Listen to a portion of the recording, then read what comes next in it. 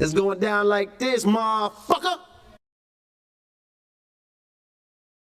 For what he has, he says that the only way that we can solve our problem is to unite together among ourselves, among our own kind, clean ourselves up, rid ourselves of the evils that we've become addicted to here in this society, and try and Yes, he destroy black boys. If you destroy him as a boy, he'll never become a man. Yes, he destroy black boys. If you destroy him as a boy, he'll never become a man. Yes, he destroy black boys. If you destroy him as a boy, he'll never become a man. You don't understand.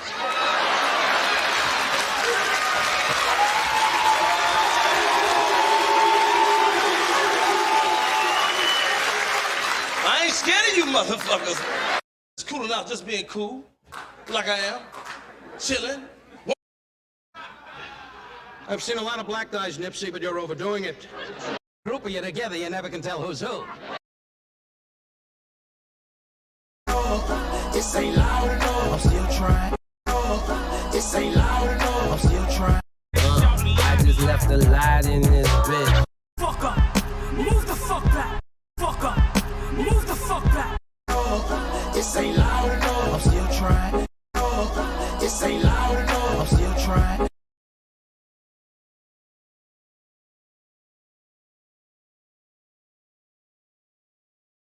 Flag cause he wiped up Future's motherfucking ex-hoe. Remember I made the video? Flag cause he wiped up Future's motherfucking ex-hoe. I mean, TikTok. I mean, TikTok. I mean, TikTok. I mean, TikTok. You're a philosopher? Yes. You're a philosopher? Yes. You're a philosopher? Yes. You're a philosopher? Yes. I think very deeply.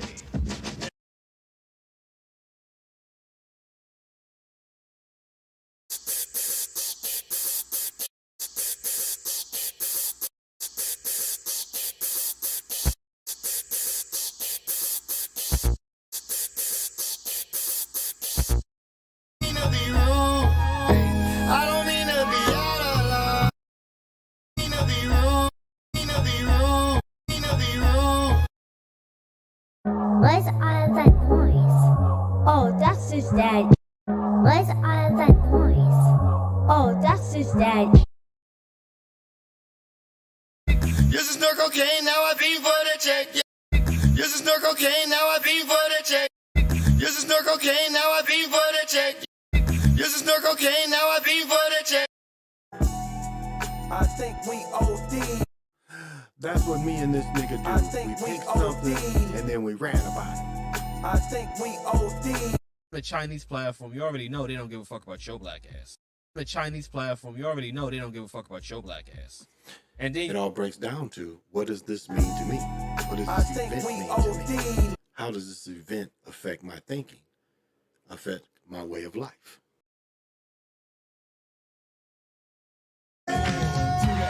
Do that dance, baby, do that dance, let's work it out.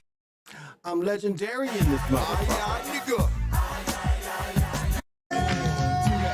Do that dance, baby. I hit the loot juice, it pulls up in the deuce. I hit the loot juice, it pulls up in the deuce. Baby, I'm a walking dead man, is what they call me when. And the fans, they're there for entertainment. I hit the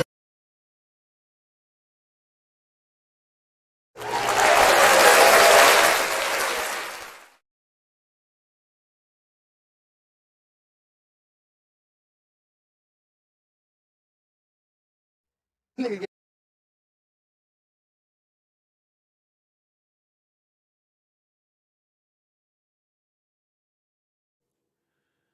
To the east, to the north, to the west, to the south, above, below, and the middle. To the east, to the north, to the west, to the south,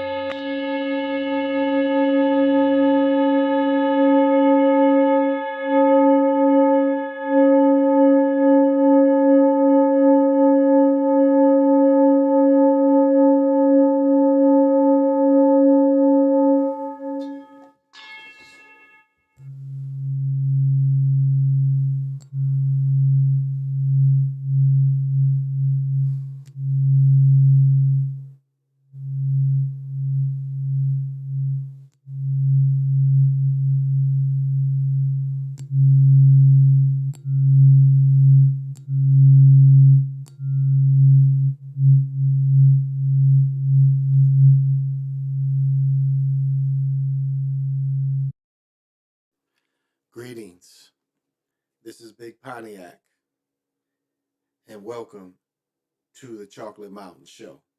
I am the holder of the infinite sacred ball game that was created by the Hero Twins, and I am that one and only Galactic Daddy-O, welcoming each and every one of you to my galactic patio that reaches from Minnesota to the universe.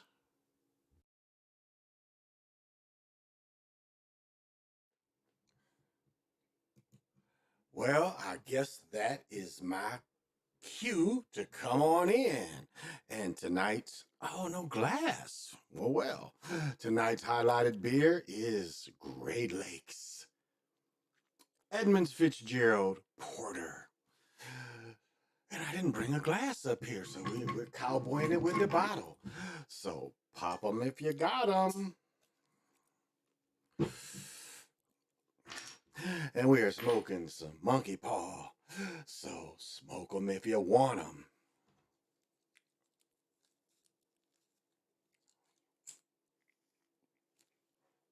Old-fashioned joint.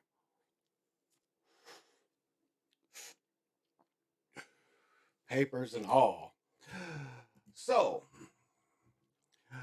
what is happening? No sports tonight.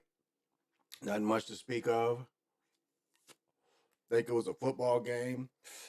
Missed the Belmont Stakes yesterday. Didn't realize it was on.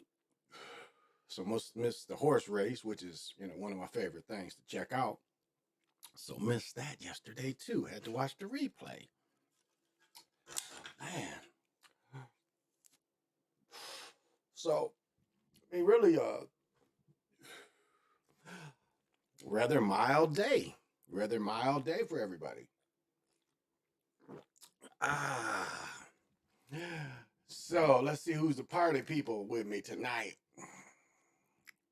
Who are the party people?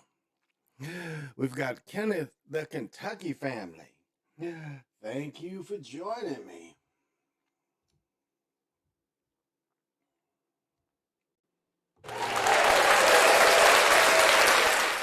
And for you to be here, you got to have vision. And I think OTF, what's happening? And for you being here, I know you got to have vision. And I think Anthony G is here. And I know he has vision. So thank you for joining me on this Sunday morning. Still mild here. Didn't swim today. We just chilling all day. Went to the Nike outlet. Got some shit. I be shopping and shit. I be drinking and shit. I be going out to eat and shit. And we chomping on the acid blondie with the Nicaragua tobacco, which is kind of sweet. I'll tell you a natural high, if y'all ain't never done it. A natural high is if you go into a fresh tobacco barn where they're curing the tobacco. Oh my goodness, that tobacco smells so good. Like, I've never smoked cigarettes, but I've always thought that just the pack of cigarettes, just the smell of the pack it smelled like tobacco, and I always liked that smell. Never smoked squares, never been one to smoke cigarettes. I think that was pointless. But a lot of people can say me chewing on a cigar is pointless. So, I guess it's different things for different folks. Yes. I don't know what they dipped that in, but I like it.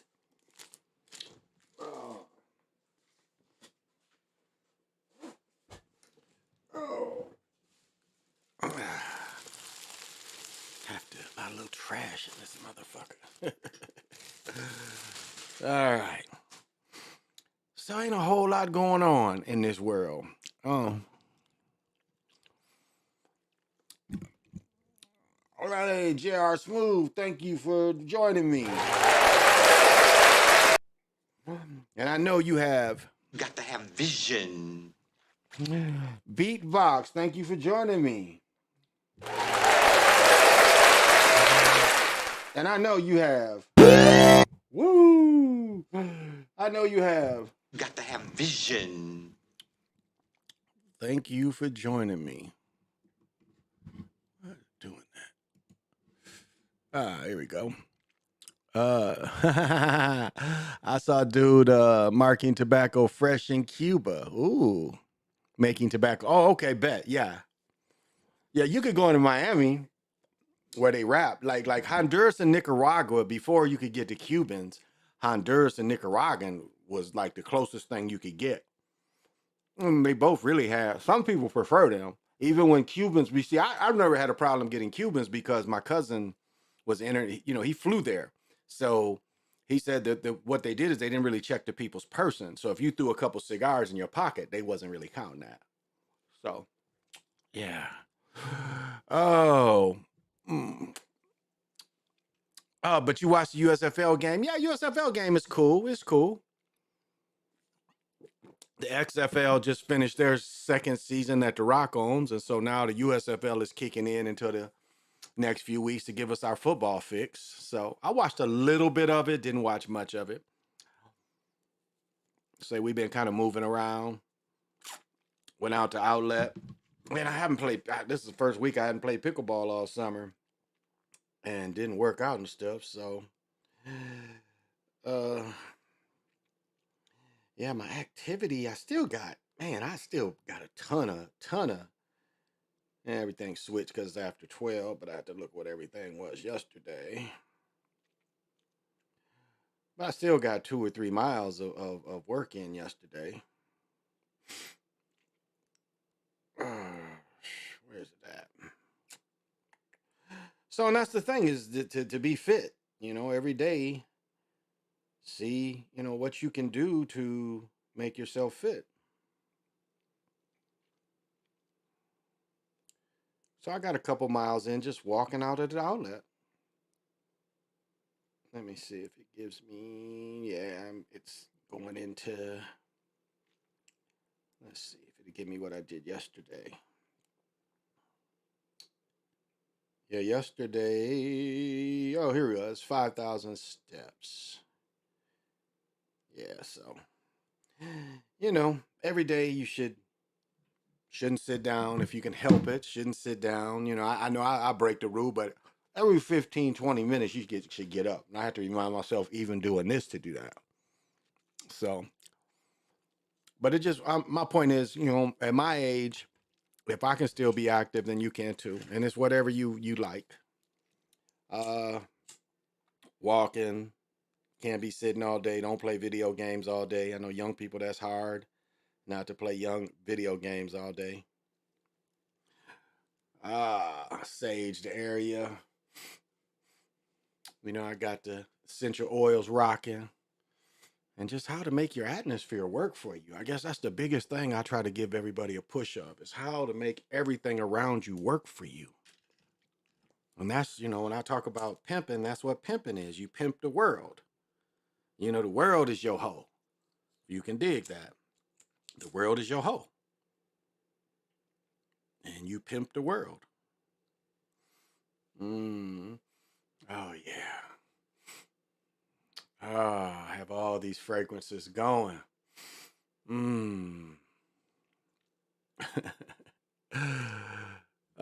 So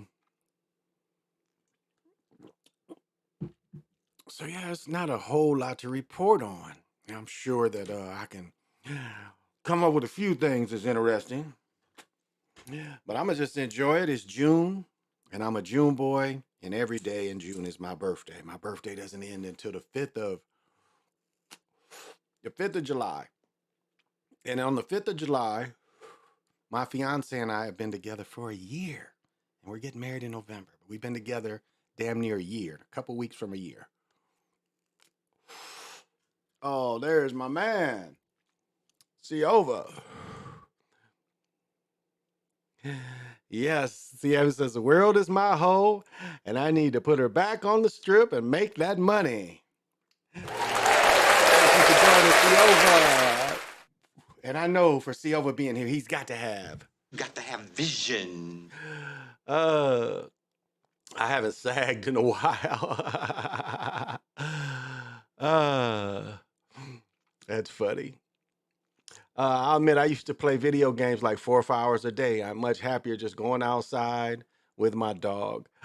Well, the weather was mild today. What is it right now? It's 53 right now to show you how much. Now, Friday it got to be 89. Yesterday it dropped to 70 because we had a storm come in here. So it dropped. So right now it was only 73, 74, but sunny, but only 73, 74. And as I said, right now it says it's 53. So, so the weather is okay. You know, everybody's out. I'm not sure if the Twins were home or not. So, and y'all saw they got rid of Darvin Cook. They was getting rid of his jersey.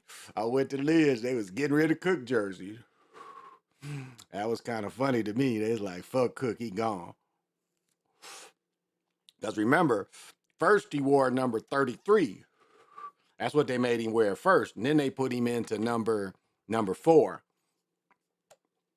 And then they don't want to pay him this year. So they waived him. And Mathis is their backup. So we'll see how that goes. So I still might go out there and get me one of them Cook jerseys. Because hell, I don't care. Any of them is cool. Shit, I got the motherfucking, this is the homeboy. Not the homeboy, but this is Kirby Puckett. I got the Kirby Puckett on. This is the Kirby Puckett jersey. And I said, you know, I think that was 94 baseball season. And Pat Mahomes had got me some tickets because I had some family coming in town, and Pat had hooked me up. And then when I saw him again, he was like, how do you like those tickets? And, you know, my friend and I, we was just bullshitting. You know, he's like, man, the tickets is cool, you know, because we was sitting like on third base, Lord. But he was like, man, we want to sit next behind Kirby's wife. We want to be like sitting behind her and shit. And we were just bullshitting, you know, we were just bullshitting. And the rest of the season, we was sitting right next to her. She's just like, they've had nacho helmets for years, and she would always share nachos with us and shit. I brought some nachos because she'd always get a couple. She's like, I know you guys be having the munchies in here, so she'd always buy us some nachos, and we sit right behind her. We sat behind her for the whole season. So shout out to her. She got all the Kirby's money, and it's messed up what happened to Kirby. You know, lady followed him in the bathroom stall. Then tried to say, you know, she followed him in the stall. He's in there pissing. She comes in there, then says he's trying to do things to her. So it's just some bullshit. So he had got hemmed up. Brother, weather is shit out here. All of a sudden, it's been rainy, cold, and cloudy. Damn near every day. Really? Wow. Oh, there's my main man. There's my main man. And I know that PJ Allen has My bitches. You saying you can't control your bitches? I know he controls his, and he definitely has. You got to have vision. Thank you for joining me, bruh. So yeah, thank you. Wow. Where are you at? What state are you at? Where it's been that cold? Because it's been like, it's going to be 90 again Wednesday. So the weather's been really cool. Said we had that storm come in, and last night I said my daughter, it was 62 degrees, and my daughter was swimming her ass off at my brother-in-law's. We walk in the house. You know, it's funny. I had to back in winter. Well, I guess it was like late winter. I told my daughter she didn't want to go over there. I said, look, you don't want to go over there today? I said, it's okay. When they build that pool, I don't want to hear you want to go over there. Because if you can't go over there today, you can't go over there when the pool's built. So sure enough, she went that day, and like when we went to the movie, she didn't want to go. And so this is what that little heifer told me. And if I didn't mention this last night, this is what my daughter told me. She said, well, can you drop me off over to Uncle Tommy's? And then I'll just be over there already. Like, hell no, I'm not driving way over there to go way back over here to go see the movie. You wait home if you ain't gonna go. Because she didn't want to go see Transformer. Oh, you out? Okay, you out in the city. Okay, you out in LA. You out on the East Coast. Kirby Puckett is my cousin's godfather. My uncle and Kirby and Mahomes played together on the Twins back in '94. Who was your uncle? Because there was people forget Willie. Willie. Damn, what was Willie's last name? Because Willie, if y'all remember, Willie had a blooper.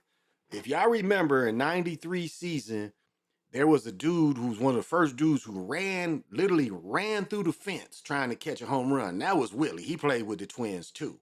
Because it was Pat, Kirby, Willie. I think Rod Carew was gone by then. But I'm trying to think. It was Willie and one other brother. So what was his name? Shane Mack. Now I didn't know him. I don't think I knew Shane. I don't think I knew him. Yeah, I don't think I knew Shane. But yeah, the three dudes I knew the best was I knew Kirby, I knew Pat. I knew Pat the best. And then I knew Willie. Those was the three I really knew the best. But Shane, I didn't know Shane. I'm gonna have to call my guy. LL Dragon, what's happening? And I know you have. Got to have vision. Yeah, I didn't know Shane. I had to, next time I talk to Chevelle, I had to see if Chevelle knows Shane. But I didn't know him. But we went to a lot of games. Like Pat could throw a ball. Pat Mahomes Sr. could throw a ball about 100 miles an hour. And as I said before, he is probably the best athlete I ever ran across. I would say Pat Sr. was probably the best athlete I've ever ran across. I mean, he could hoop, and I mean, he could hoop. He was like, I did a thing when Vita Blue died. Pat Mahomes and Vita Blue were literally probably identical great athletes. I think Pat was probably a little better athlete. I think Pat was a little taller. But Pat was a great hooper. And Pat was offered a scholarship to play football at Texas. So Pat was a great athlete. You just chilling? Okay. Okay, yeah, I might have met him. I probably knew him, was probably around him. Because we was always at functions and shit. You know, Kirby, like, before Kirby got married, he was kind of a lame, you know. He was like he would talk about his perfect woman, and then in the club one night, there she was. And it's like, what does Corey Holcomb say? The pussy is for the game. And that's, you know, it was, you know, she was one of them. And the pussy was for the game, and he fell in love with it. And even though he had got hemmed up and shit,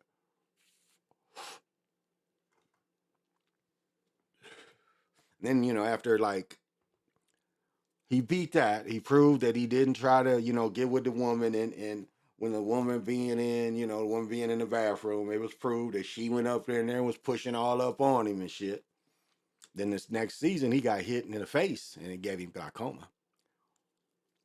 He got hit, you know, hit in the face with a baseball. And that's what ended his career.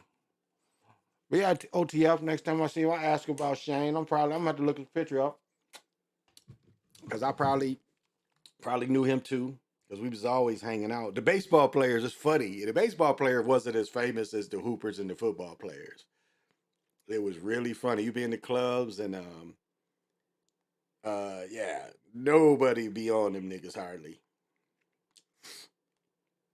I mean, Kirby had by then, you know, Kirby had won 2 World Series by then. You know, in the early 90s, he had won a couple World Series. And so people, you know, knew him, but not most people. Not, you know.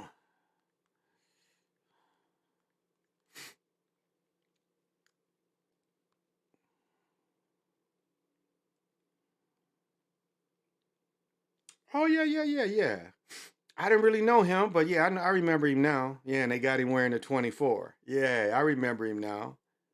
Remember him? I didn't know him well. I met him only a few times. I didn't really know him, but I met him. Okay, yeah. Oh, he about my size. He a little younger. He's born in '63. Yeah, California. Says he's California. So he's drafted like right out of high school. He had to be drafted right out of high school. Because 59, yeah, he would have graduated in 83, 84. No, 59 is almost 3 years younger than me. So yeah, somewhere in there. Yeah. So I didn't know him good. I met him a couple times, but didn't know him good. But I hope the best for him. Yeah, I hope the best for him.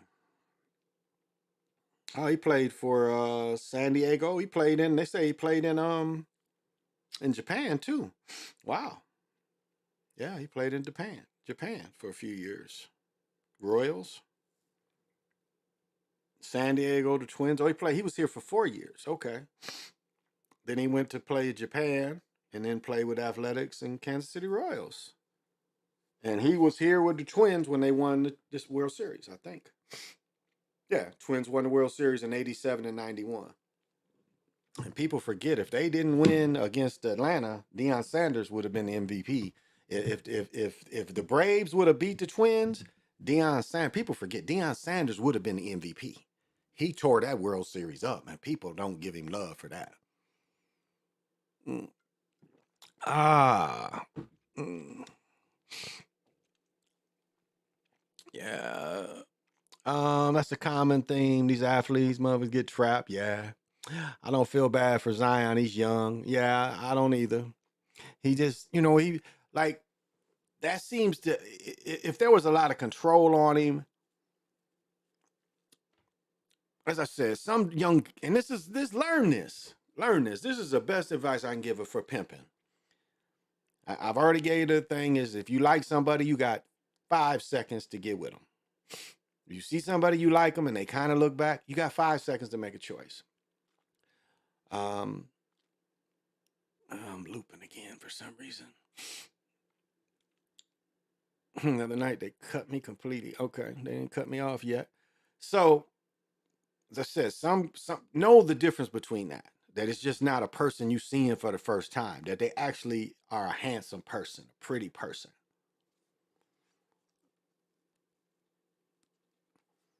And young people don't understand that. Especially if you ain't really been around. You ain't used to operating women like that. Like not bragging, but like for 10 years, I technically had 3 women for 10 years. All 3 of them had children by me. And I was married to one. I ended up marrying the other one, but 10 years. I dealt with all 3 of them. 2 of them would sit across from each other and tell each other how they shouldn't deal with me. I mean, I'm sitting at the park with these 2 chicks and, they really, most of the time, want to fight each other. You know how that go. And they're telling me how they both going to quit me. But I went home with one of them. I went there with one of them. I probably drove one there. So it's surprising what people will settle for. People, it's surprising what some people will settle for. And some people will settle for that. Like my oldest daughter's mother was with a dude that was gay and he was a crackhead. And so the 10 years he suffered addiction, she messed with me. And that was her way of getting back at him. I guess she didn't mind that he was bisexual. I guess she didn't mind that. And that's a feat. Knocking down 3 women in one day within hours of each other is a feat. Be able to knock one down, a couple hours later be with another one that happened, knock her down. Then at night, the one I was living with, knock her down. That's a true story. That's why my dad used to always brag about his wife, being with his wife and just being with his girlfriend. And I was like, well, man, that ain't the same as knocking down 3 in one day. So, and it's, the problem that women don't understand too is it's more women than men. That's why, all these dudes to be bashing sisters.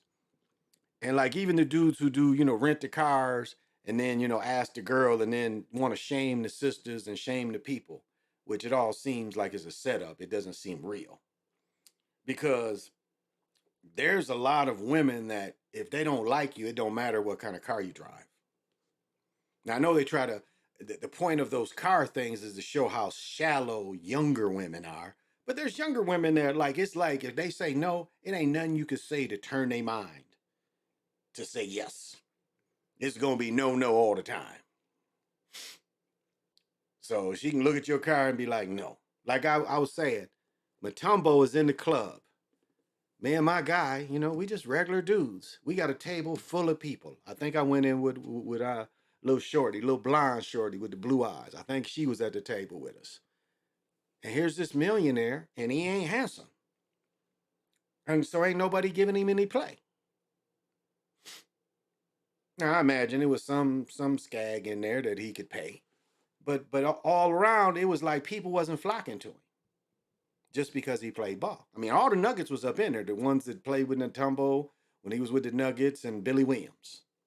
Or no, Reggie Williams. That went to Dunbar. Did Reggie go to Dunbar? Or DeMatha? I think he went to Dunbar. Yeah, Reggie went to Dunbar. Yeah, there's that picture with all of them together. He went to Dunbar. Reggie, not Reggie Lewis. Reggie Williams. Yeah, Reggie Williams. They played at Georgetown, won a national championship at Georgetown. He was in there. But so those are unrealistic. Now, yes, there's some young girls that you'll turn their mind. But if you like if he approached a regular professional woman and just because he got in a car, and that's the other flaw of it is most women when they say no and they're gone, they ain't thinking about you.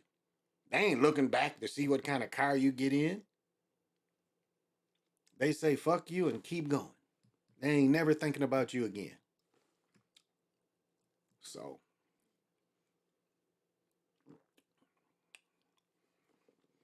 and I'll say this is what's missing too. I'll say this. I'll say this for my generation. And really when R&B played, R&B puts you in a love vibration.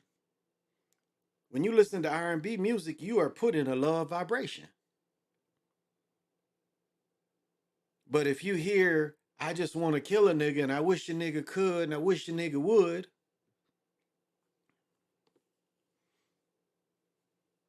But when you hear, she's everything I hope for. She's everything I need. You are so beautiful to me. Pimping words. You know? Like, how can you do this to me? I'm holding on with a memory. I tried to be good. You took me to a place no other could. How'd it go? I saw you was gone. Now I say the words to you. Through the words of this song, something happened to me. I mean, hearing these kind of love vibrations, I feel those happy feelings from deep in my soul. and see, if you don't listen to this kind of music, that's the way you would raise your love vibration. It's just old R&B. So, hey, guy, crackhead. Oh yeah. She married this dude too. Like she had a baby by him when they was in high school, or like fresh out of high school, 19, 20. And I mean, the stories was coming out about this brother, and this is a true story. So this guy, what's got me looping again? Okay. So the long story is the two dudes was gone so long, the third person went looking for him. And when they went looking for him, Gary was getting her man, like doggy styling her man. And this is like around town. Now, I was surprised with Gary. I didn't know about Gary. I knew about dude, but I didn't know about Gary. And I remember one time she said that she didn't really like a dude who thought he looked better than her. That's what she said about her man. She said her man acted like he looked better than her. So, but they worked it out and they together today. But I know she still think about me. Because I'm just that kind of nigga with hoes be still thinking about me. I see my ex-wife about once a month. I help her with something. And I guess her man don't even like when my children is around him and mention my name. That's how insecure he is. But again, what do they say? Look at me. And look at you. Oh, where's my what? Hey. Just something. Just something. You something? I said, can I ask you something? Ain't I'm clean?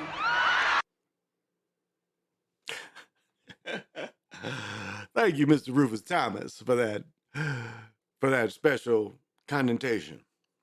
But I'm always fresh and clean, trying to come at you. Because that matters too. And that makes me see the dudes who put the thing up, don't want to show themselves. What is it? You ain't got enough clothes every day to wear something different? You got to look the same every day you come on with the same Bears jersey? Is it really that hard? Because I can tell you a few places you can get cheap clothes. This is the state. This is the state. If you live in this state and you don't dress well, there's no excuse. Clothes are so affordable here. Clothes are so affordable here. And it ain't like people think it's just the Mall of America. We got malls. I live behind a mall. I literally live 5-minute drive to a mall. Then I can drive to another mall, like the outlet is 15 minutes away from me. And then the Mall of America is about 20 minutes from me. So if you live in this state, no tax on clothes. So you get shoes, they $15.99, $200.99. That's all you pay. You don't pay tax on clothes. So a lot of people take trips here and shop, especially Black Friday and then school shopping, August. Yeah, there's all kind of trips here for people to come shop. And of course, we got places like TJ Maxx, Marshalls. We got those places. So, Jeffrey, what is happening?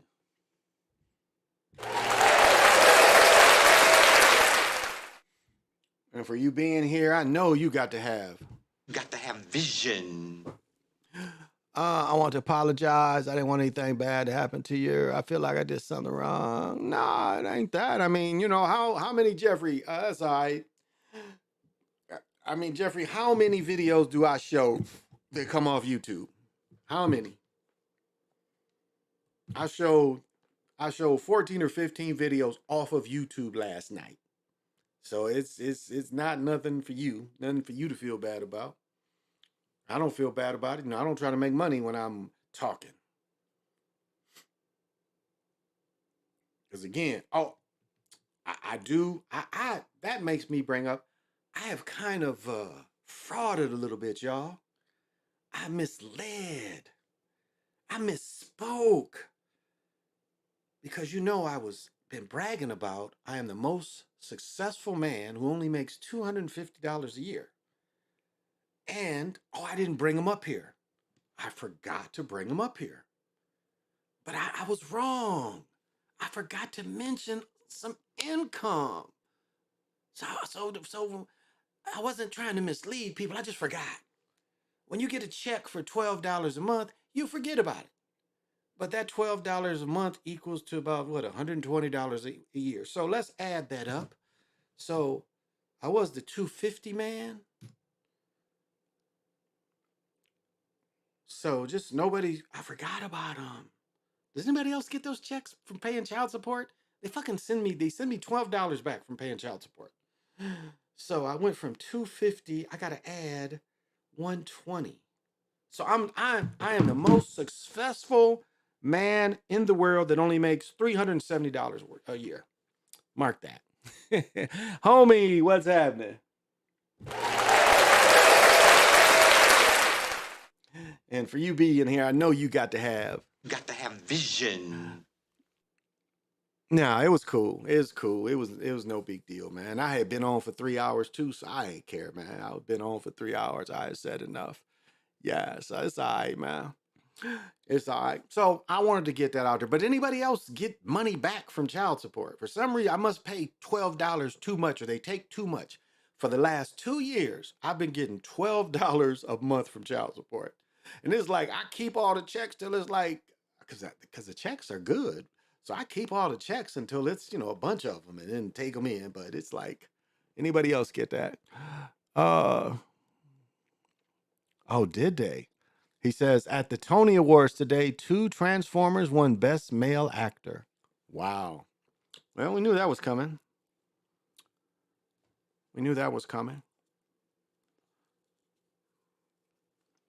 And that goes into, you know, the person that set it up. You know, they set Hollywood up, and they set these roles up a long time ago. People forget. People forget.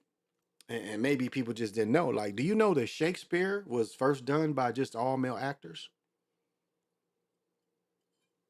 Even the female parts was done by all male actors.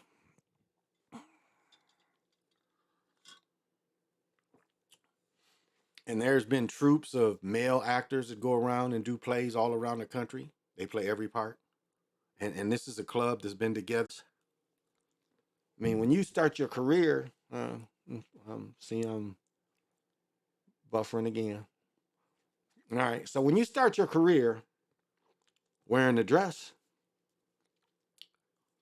you know, like again, Corey Holcomb says, you know, the pussy's for the game. Your ass was for the game. Your sex was for the game. You know, and Jamie Foxx, you know, as I said about Tyler Perry, them two people, Jamie Foxx and Tyler Perry, they backed into Hollywood. I mean, Tyler Perry he walked backwards the whole way. I mean, do you know that there's people that want Tyler Perry to be dressed like Madea and be with him? Do you understand? That's how perverted it is. Where they make him dress up in them outfits and he got to do things. And for some people to be a billionaire, they play that role. Let's not forget about Puff Daddy and Andre Harrell. Sly would probably know the assistant's name, but the assistant bust out how she walked in on him. How Puffy was giving Andre Harrell head. It was like an everyday thing with them. But she actually walked in on him. So that was before he even started Bad Boy. Them rumors about him. Oh, some fuddy duddies. Yeah. Y'all don't remember that? About Andre Harrell and Puffy? If Super Sly ever see this, he'll remember her name. It was one of the assistants that worked, what was it called? Uptown Records or whatever Andre Harrell had. But yeah, that was talked about for years.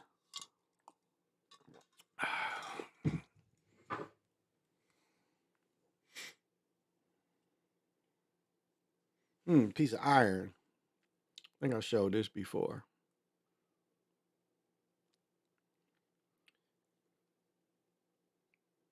See the banding? Oh, there it is. Piece of iron. I just found outside. There he is, my brother, Kyan Redface.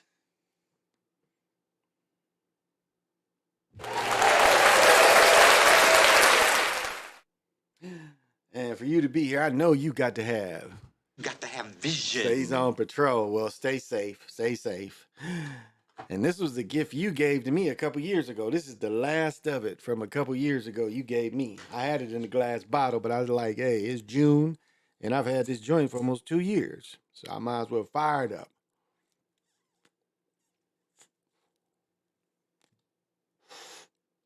So this is from you. Thank you. That bud's for you.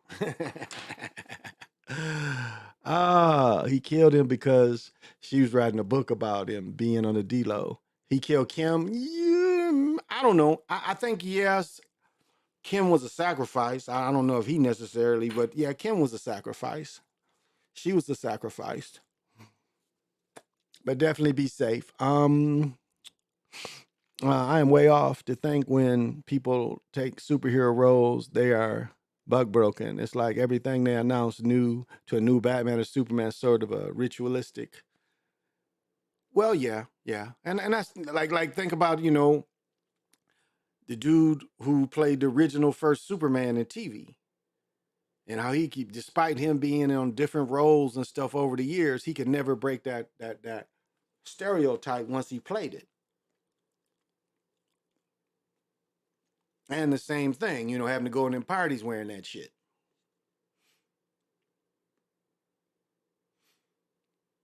As I said, as I've mentioned before, it went from, God, I don't even have any in here. I have to bring them out. But you know what a hologram is. That was the first contract. Well, the first contracts was the blood contracts. We know that. They did that for years. But then it went into the holograms. And now it's actually it's you're signing over whatever you do. So if you're a rapper, it's you rapping. So all the words is over you performing. Just like in the Harry Potter paper, you know, when they was looking at Sirius Black, you know, you'd look at this thing and the person is, you know, live in the shot, it looks like. That's how the contracts are now. You're literally signing over what you do. So if you's a hooper, it's highlights playing. It's highlights playing. This is how much they want your soul and how much they try to even want the talent in some ways. And so that's what it's turned into. And these are the type of contracts and deals they have to sign. So it's signing over your movement. You know, all your movement is given to them. So, because people could get out of them blood, and then the hologram wasn't tight enough either. So they had to figure out a real way to, again, it's spelling, it's casting. They had to find a way to cast you. That's all. I finally watched Black Panther 2, and damn, it was bad. Yeah, Black Panther 2, yeah, it wasn't very good. It was okay, but yeah, it wasn't very good. Yes, that was sad when you had to do parties as Superman. He got murdered. Yeah, he got murdered. Yep, he got murdered. I mean, really, you want to study one of the dudes that seriously sacrificed and sex magic was Bob Crane that played Hogan's Heroes. You know, look all the weird shit they was into and shit. And then he ends up dying. So, like, and it's funny, the kind of sex magic. It's like, this is what I noticed, like, from my early days of just studying crimes. Because again, when you go to the academy, you get to study crimes. And the photographer came in, and it's a couple of things. It brings back a couple of different memories. But we was looking at a couple of different things. And then we saw a young brother laying there, and he had just a small couple shots where a 22 had shot him in his heart. And turn around, and my friend that I went to the academy with said, "You know who that is? That's Ronnie White." I was like, "Really?" And so it kind of, you know, blew away. This is the dude I had grown up with, got killed in his early 20s. Like, he got killed in the 80s. He got killed. Ronnie had to get killed like in 80, 81, 82, 83, somewhere in there. He got killed before I moved to Michigan, so I know he got killed.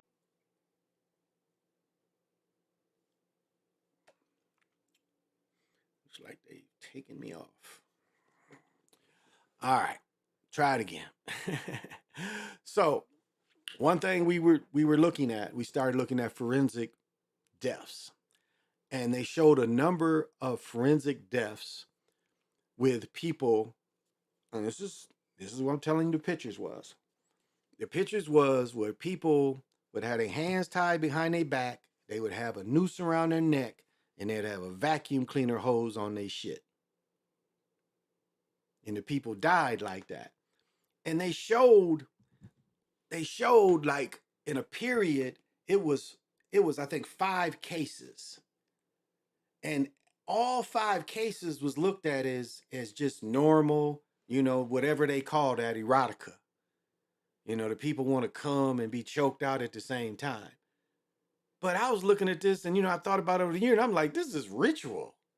I mean, even then, before I was as tuned as I am now, I was looking at this as like, didn't nobody look at this and think this is ritual? I remember I wrote that notes in my police, you know, my books. I was like, my notes. I'm like, this is totally sexual ritual. All these events happened around the same time. And all of them was looked at as accidents. All of them was looked at as accidents.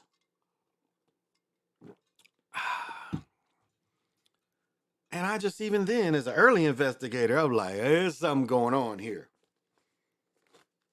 And as I said before, in Kalamazoo, Michigan, it was a Knights Templar buried in Kalamazoo, Michigan. I know they try to tell you, you know, the Knights Templar died, you know, when they got killed in the 1400s, but the dude who did the paper spells in Kalamazoo, that dude was totally, that's what it says. It says, On his tombstone, it calls him a Knights Templar. And he's buried in Battle Creek. And that's what they call him, a Knights Templar. So, man, let me see if I can find this quickly.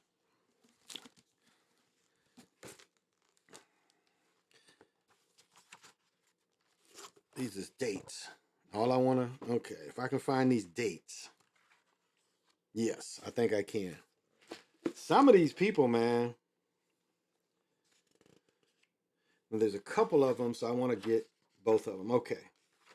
Yeah, this might be it.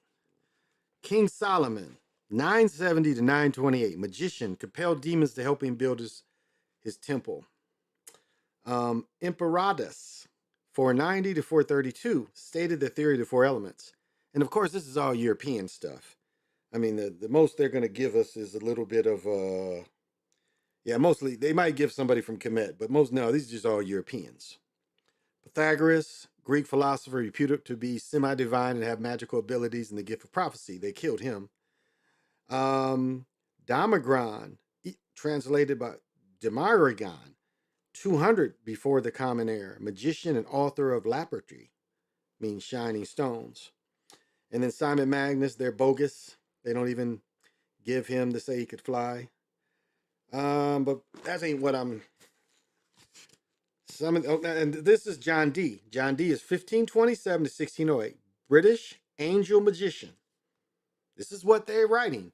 A British angel magician, mathematician, geometrician, geographer, antiquator, cryptographer, and advisor. He was the first spy. The first 007 is John Dee. That's where they get 007 from. That's how he signed his name. But this is not, let me see if I can get into, here we go. Merlin, British Arthurian magician. Claudius, 300, this heir, author on demons and commissaries. Julian the Apostle, no, I don't want him. Here we go. Pope Sylvester, reported to be a sorcerer. There's more. Let me find the next pope. Because it's interesting that all these popes are also, they have some type of it talks about Edward Kelly. Again, he is John Kelly. He is John D. Scryer, kind of a fraud a little bit too. Trying to see where the next pope is. Here we go again. Pope Sixtus, 1521 to 1590, reputed to be a papal sorcerer. So why would they need sorcery to be if they had their religion? Because sorcery, they're more probably wizards than sorcerers, it sounds like. Because sorcery means source, someone that comes from the source. And they get their energy from the source. But doesn't the Catholic Church get their energy from, you would think, their Messiah? So that's 3 popes, and all of them are reputed to have some type of spiritual ability other than just believing in Jesus.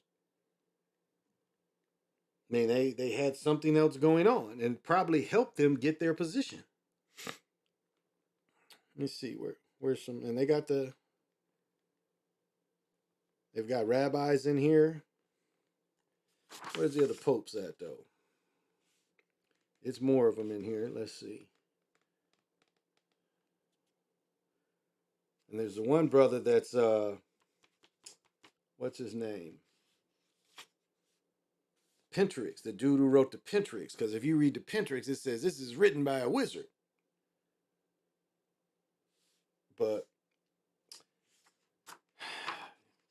so they're trying to make you think that this is religious and that they believe in one thing, but we know, they don't.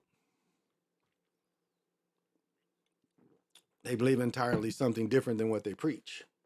They give all the costumes and everything, but behind the doors is something totally different. So, same thing with King James. Well, King James wrote the book on demons too. You can get his book on demons. Just like he was hanging from a doorknob. Yeah, I remember that. Everyone stay up. I'm off at 5 and on. Okay. Okay. Well, I'll be up for a minute. I'll go for another hour or two. Thank you though. Thank you for joining. Be safe out there. Robin Williams. Yeah, Robin Williams was kind of, yeah. I'm about to send you some. Best to check it out. Okay. Same thing with King James. Yeah, same thing with King James. Definitely. He wrote a book on demonology. You can look up his book on demonology. So I'm just looking up these names, and it's just like, wow. You know, you're saying these are the timelines, and again, he puts them as sorcerers and not wizards. They even say the dude who they think wrote the Pentateuch, and the Pentateuch itself says it's written by a wizard. Translation is wizard. It's not sorcerer. It's wizard. And I'll say, I've said this before. I'll get on this tangent. I think King James, or no, I think Alexander the Great was a sacrifice. I think he was a sacrifice for the Western culture to get some of that culture out of Kemet, out of India, out of Persia. This allowed the Greek to get some of that, because again, him dying the same age as Jesus, to me, it seems like it was a sacrifice. This is a young man they sacrificed to be able to probably trade and negotiate.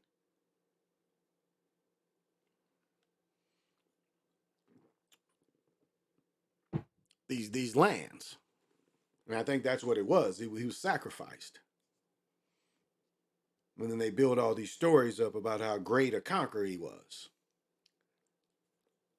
So, have you seen Ponder Rothschild? No, I don't know who that is. I'm not hip to that person.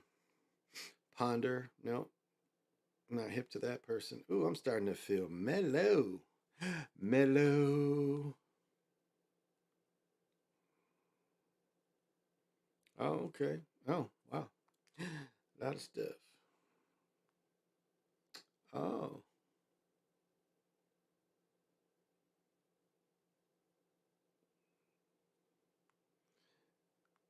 I see.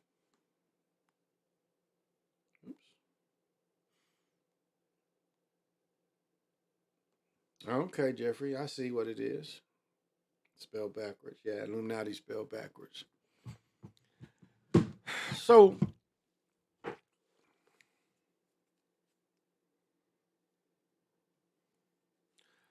that's why, I emphasize controlling your own thoughts, because that's very important for everyone. Because being attached to these computers all day, which they have their benefits, they also, we're giving away behavior surplus. Because when they know our movements, our habits, suggestions start coming around. What do you call it? The sub suggestions, the little ones. And what's funny is this thing knows you want to buy something, and it will try to hide it. Like if you're looking for something and you try to put little hints of what it is because you can't quite remember, this thing will play with you to make you think you can't get it. When all along, what it really wants to do is to sell it to you. But it wants to make you think things are hard to get. Things are rare. Now, and here's a perfect example of something that people made worth more than what it really was. Like you take Air Force Ones.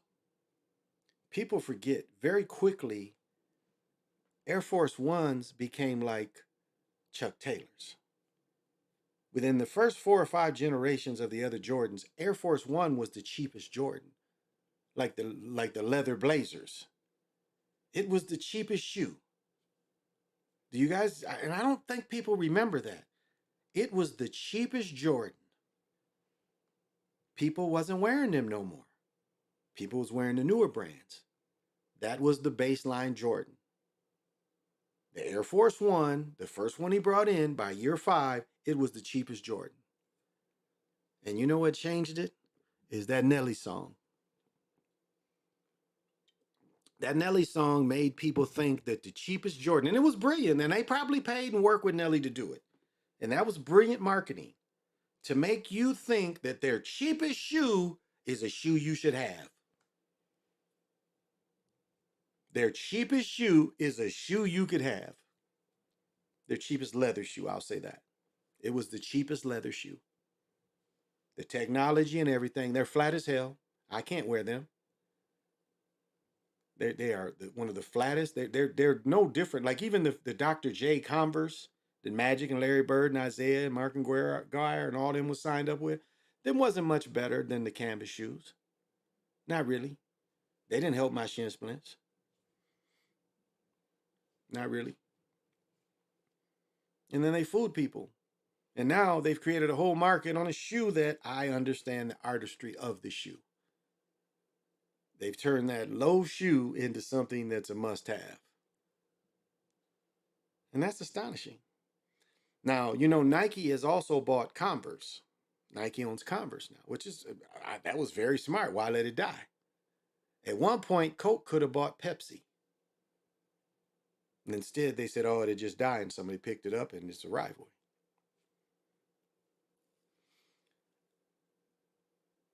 And so those cheap shoes, you know, I don't know, kind of lost my thought where I was going with it. But it just shows you how we're marketed. And now the world makes you think that those shoes are better than the top basketball shoes. And I know everybody can't be, but it's like, why would I pay so much for those that you say are limited that's really not that good to walk around in? Because that's how I rate it. I walk in all my shoes. I don't have a pair I just collect. And the old ones that be collectors, but if they still have bounce in them. So I guess, you know, if you can walk in them shoes and that's what your taste is, okay. And I understand the art in them. I understand the art in them, the art of sewing them, the color combinations, but it's like their cheapest, less supportive shoe. They've tricked people into believing it's this great thing. So I don't know. Marketing.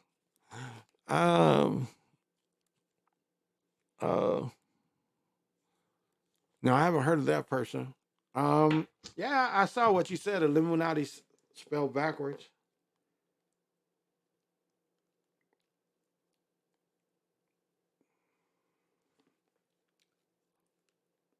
The other one I can't really.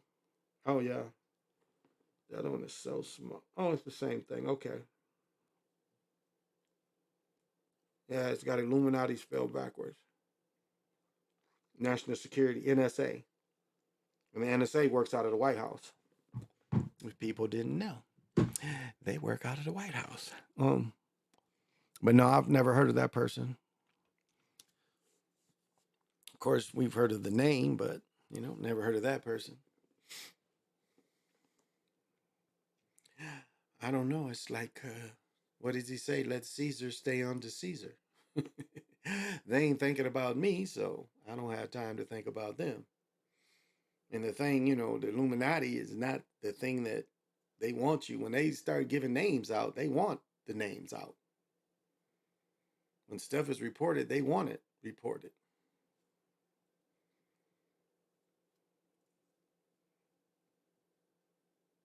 So I don't, you know, really have any reaction to that. Because, you know, what does it mean to really mean to me? But thank you for the information. I appreciate it. You do give me a lot of information. I appreciate it. Yeah.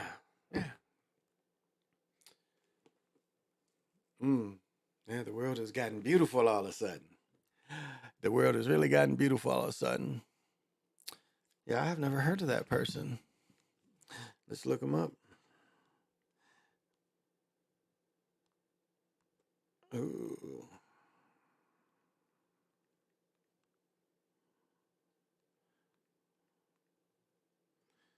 Oh.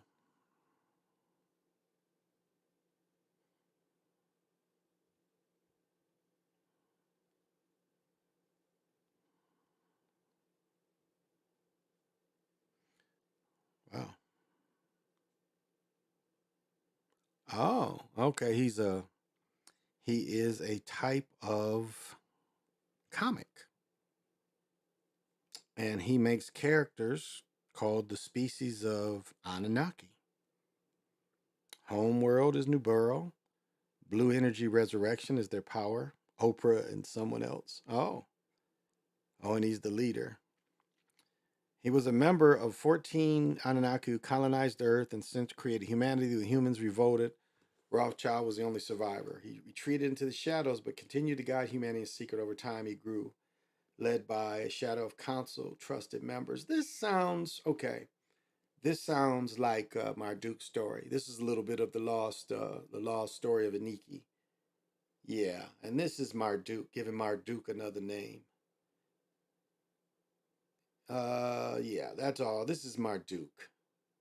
Just reading this, he survived. This is Marduk, and Marduk would have been Aniki's son or nephew.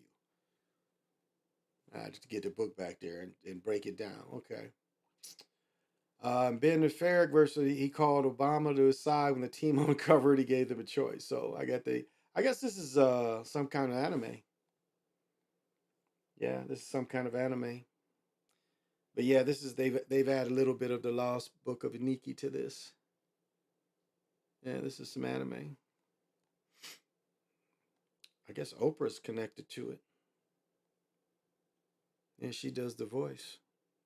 Oh yeah, it's Oprah makes cartoons. Yeah, I'd never heard of this. So Oprah makes cartoons. They performed. AI performed a church ceremony. Wow. Wow. I'm not surprised, but they asked for it. People asked for it. People asked for that.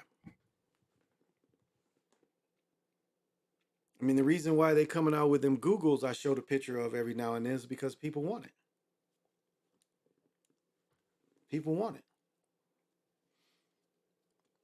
This is something that people, they've been wanting to put the Google glasses out there. And these goggles, they're more cumbersome than the glasses. The glasses would have been a lot more comfortable, but they didn't test well with people. But that's what they want. And that's what this is going to do. And now, instead of wearing the glasses, people are going to wear the goggles around.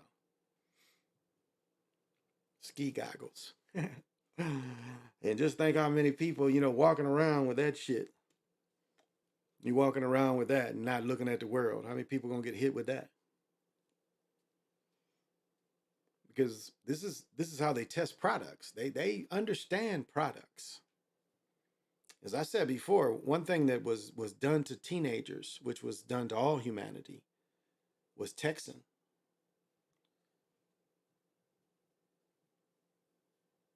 Texting.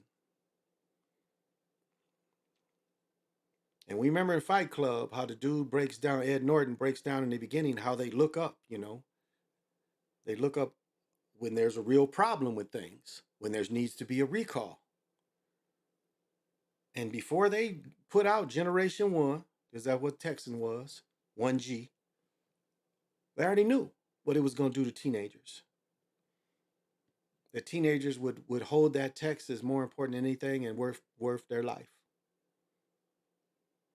They already knew this. And then they come out with the campaign afterwards. But they knew going in.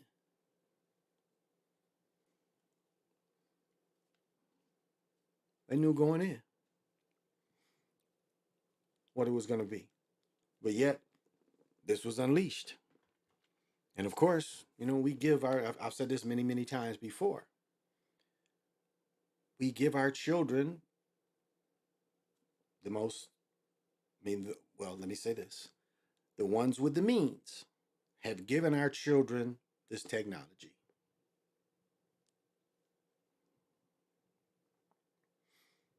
My daughter has a phone. I mean, it's pretty much, I think she has an Apple 11, 12. Well, I got a 12. I'm even getting a 15 or 16. I don't really need another phone. This one is fine.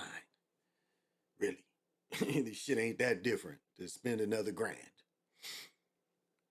Yet, eventually I'm gonna have to, these motherfuckers quit working. You gotta trade them in. Contract lenses. Yeah. Well, yeah. Movies have showed that too. You know, you can put them in your eye. And so, you know, that's my point on, you know, how they know the tech is. And remember, they was putting a thing because people walking around like this. Now, I understand it's cool when you walk in and you got something to entertain you. But you still have to be aware of the world. And too often people just walk and ain't aware. It's almost like it's a leash. Like when you see people walking looking at their phones, it's a leash. You know, it's almost like it's a spell. Because it's the same behavior with everybody. Head down, like the dude in the commercial. He's like, motherfucker, don't hit me. You see I'm looking at the phone. Like, you're wrong that you walked in front of a car. Remember? They made it look, and in some states you are. In this state, you got to stop. If this state, if you see a motherfucker in the highway, you got to pull onto the side or avoid him. This state, the citizens had it right away.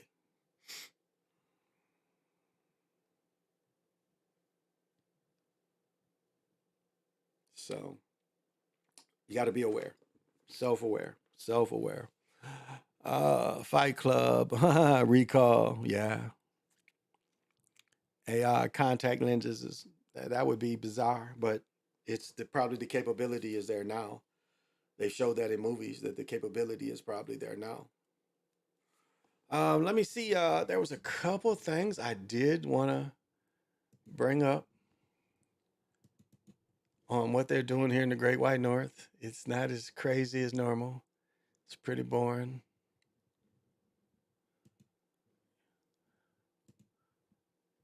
And boring is good. A couple things did come up, but not. Let's see what is CARE talking about just today.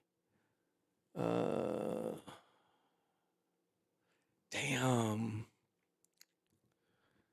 Well, let's see. 8 hours. The oldest story is the better story. Okay, this is the older story. And again, it's, you know,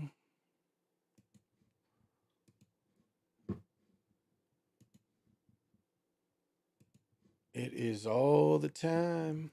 Unfortunately, I'm going to let them tell it, though.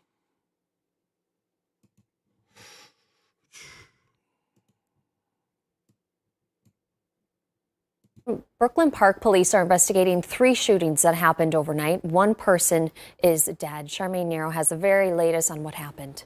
That's right, Morgan. Okay. Little lumpy up here. Little lumpy.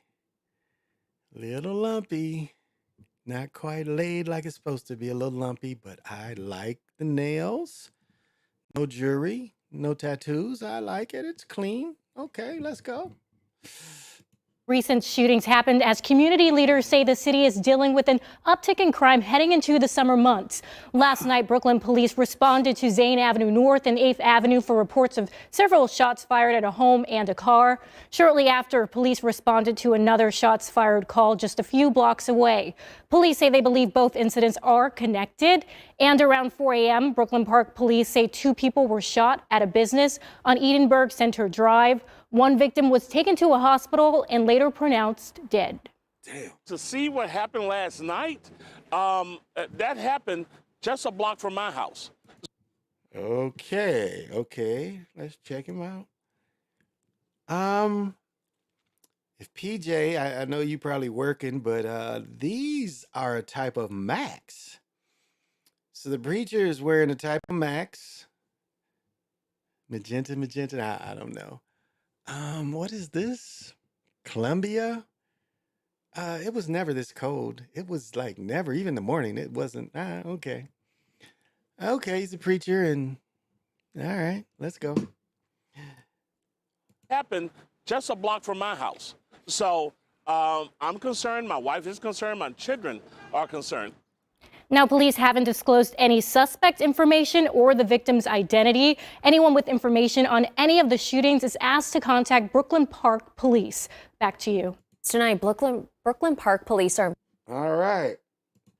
Let's see if there's any follow-up, because there's always follow-up. Let's see. What was the latest? The latest was this. That just looks like his big meatball head again. This was 3 hours ago. 3 different shootings. Oh, okay. Maybe it's...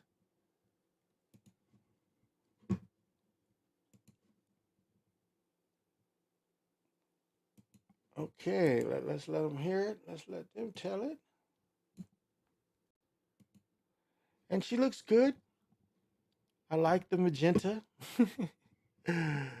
Okay, let's tell the story. Shootings, 1 person killed, all in one night in one city. Tonight, Brooklyn Park police are investigating them. Charmaine Nero shares how one community leader, though, is raising concerns about the violence as we head into summer months. Right now, we're seeing an uptick in crime. Bishop Harding Smith is a longtime community leader working to address violent crime in his Brooklyn Park community. Right now, what we are seeing seems like we're going to have a dreadful summer. Wait, what was up with that? Why the hands? What is he trying to tell y'all? He's a minister, but he's also something else. This is not an accident. Pants are sloppy, bruh. Pants are sloppy, and okay. But look at the hand signal. He telling us something different. Didn't this meatball head tell us the same thing? Okay, We're going to have a dreadful summer. And this weekend, he's sounding the alarm following 3 shooting incidents that left 1 person dead. To see what happened last night, that happened just a block from my house. So I'm concerned, my wife is concerned, my children are concerned. A little after 9 p.m., Brooklyn Park police responded to Zane Avenue North and 8th Avenue for reports of several shots fired at a home and car. Shortly after, police responded to another shots fired call just a few blocks away. Police say they believe both incidents are connected. And around 4 a.m., Brooklyn Park police say 2 people were shot at a business on Edenburg Center Drive. 1 victim was taken to a hospital and later pronounced dead. It's really sad. We have to do our part. As parents, as leaders in the community, we need to step up. While Smith says he fears crime will continue to rise this summer, he says it's up to the police department, city leaders, and the community working together to help put an end to the violence. Brooklyn Park, I would tell you this. Brooklyn Park, they have one of the finest police departments in the nation. But it just doesn't take the police department alone. It also takes intervention groups that will be there to mediate. We are at a crossroads right now, and we got to figure our way out of this. Police haven't disclosed any suspect information at this time, and the victim's identity hasn't. You notice she doesn't even have a coat on. He had a coat on, and she's in the short. It was nice today. I don't know why. Released yet, but they're asking anyone with information to call them. Reporting in Brooklyn Park, Charmaine Nero. Okay, they don't really know nothing. Let's see what Amanda and Frank have to say about this. Anything new about this? Yeah, it's the same. I don't mean to be rude. I don't mean to be out of line. Let's see, what do they say about this?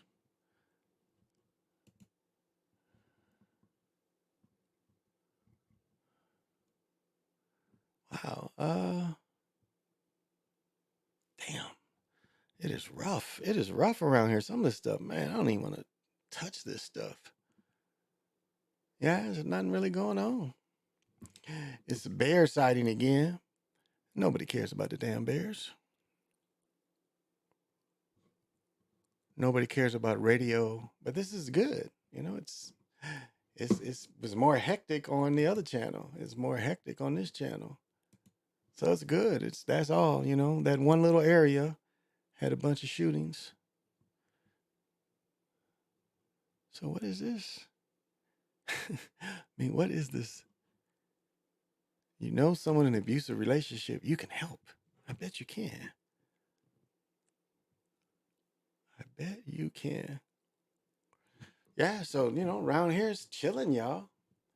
I didn't have any really crazy stories. It's just me tonight. All right. Hey, Nico Blizzo, what's happening?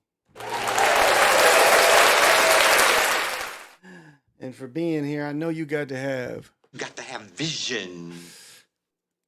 Oh, well, thank you. Thank you. This is the Kirby Puckett, Nike Kirby Puckett, you know, and the World Series hat. I think it's the World Series hat. The Kirby Puckett hat. No, not really Kirby Puckett hat, but just the World Series. World Series edition to this one. Giving love to the old brother that was a good guy. He was really a good guy, nice guy. I mean, you sat with him, you wouldn't know. Like I'll say, of all the people I came across, you sat with him, you really wouldn't know. Some dudes you could kind of tell, you know, what they did.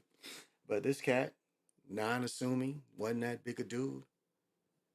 And if you just was kicking it with him, you wouldn't know. You just think he was one of the guys. Like you just really didn't follow sports like that and came upon this cat, you really wouldn't think that this cat was, you know what, anything. You didn't really have airs like that.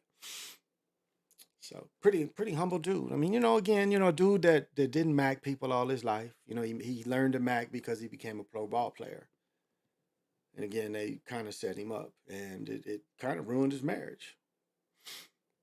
Something that he was proving that he didn't really do. But after that, you know, he had done some stuff too. So, you know, he ended up getting divorced, and when he died, because he died young in his 40s, and he was only a few years younger than me.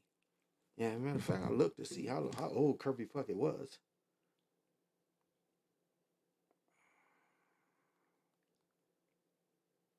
Yeah, he wasn't very old. He was actually a year older than me. He was a year older than me. See, he was born in 1960. And he only lived to 2006. So yeah, we was in our 40s. Yeah, when the boys was born. Yeah, he was 46. He was 46 when he died. He got hit in the face. You know, it was good to be able to see that dude play baseball. You know, it was really good to see him play baseball. It was good to see Pat Mahomes, you know, play baseball.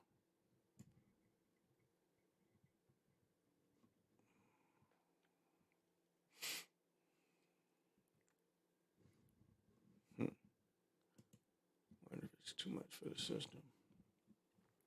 Oh,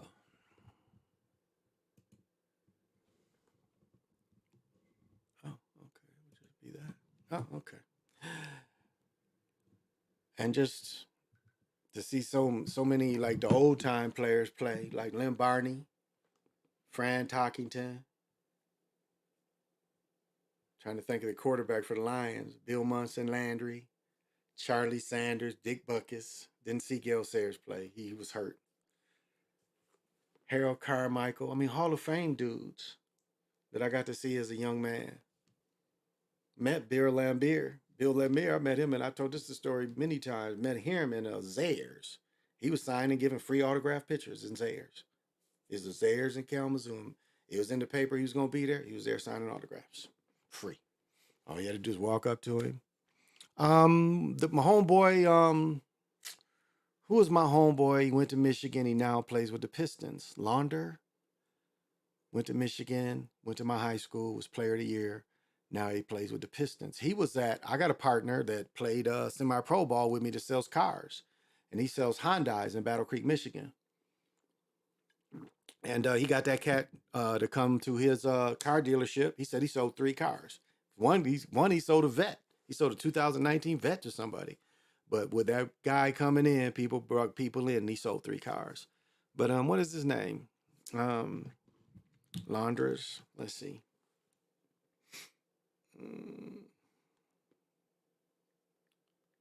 Piston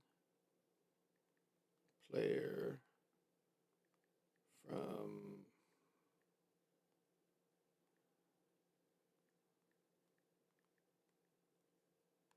and I'll look it up over here. Yeah, Livers. Isaiah Livers. Isaiah Livers. Yeah.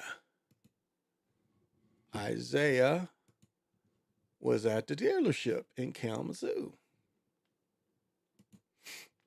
Pretty sure we can find him here. Let's see.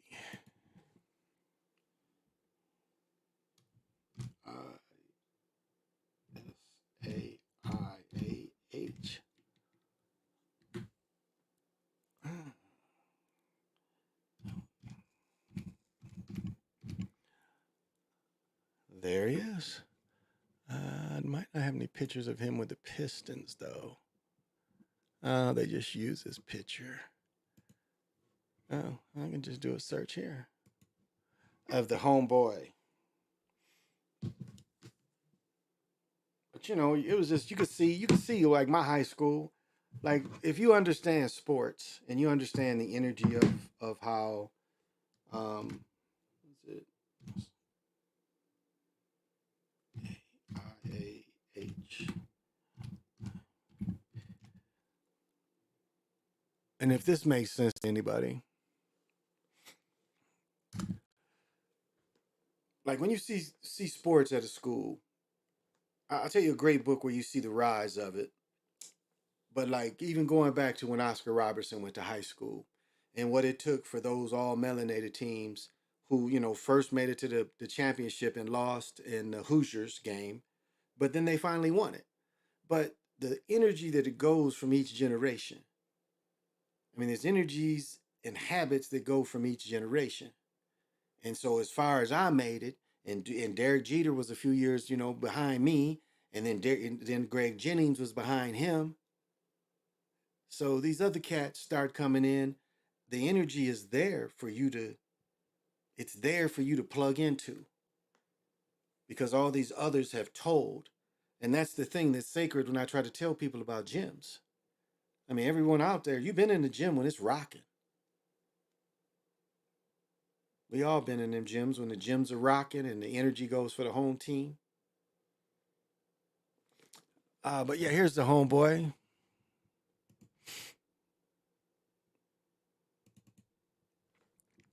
They ain't got a picture of him with the Pistons. They just got him with Michigan. But this is the homeboy. And I watched him play his senior year. One of my good friend's son was the same senior. And when I went home one Christmas, got to see this cat play in high school. And now he's with the Pistons. But he was at a car lot at another homie's, you know. And that's, you know, they might have got a car out the deal. Y'all dig? You know, he might have got a car out the deal just for going and signing autographs. He might have got to lease a car. And that's how you do business. That's part of doing business. It's trying to find some Piston stuff. I guess it's a little bit of Let's see. I think we can get him doing some work. Here we go. We'll get homeboy to do some work. We'll get him to do some work.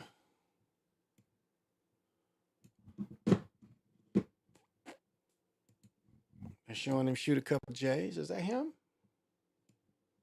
Let's see. There he is. He's number 12. You got to assist there.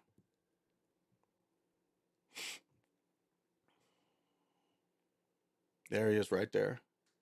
Good pass. Magic-ish. That's a lot like Magic. And he's almost Magic size. I think he's 6'8". So. Got by him.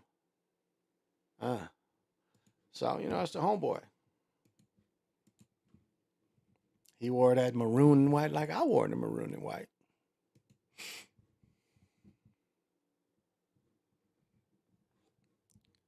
So, man, and I tell you, if you guys follow Lonzo Ball, man, Lonzo Ball, they talk about Lonzo Ball might be done.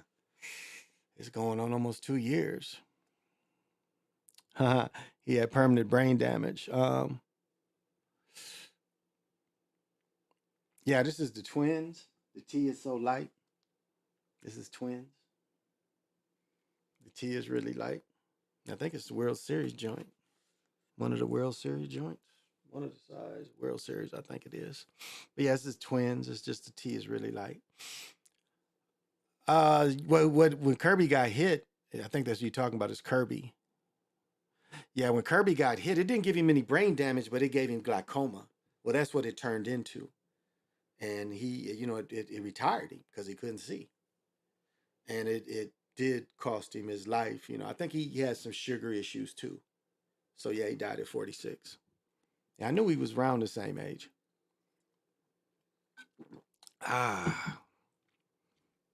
because I want to say he was out of Chicago. It was a couple guys, and I could be wrong. Where was Kirby fucking from? I think he was from Chicago. Thought he was from Chicago. Because it was another dude. Where was he from?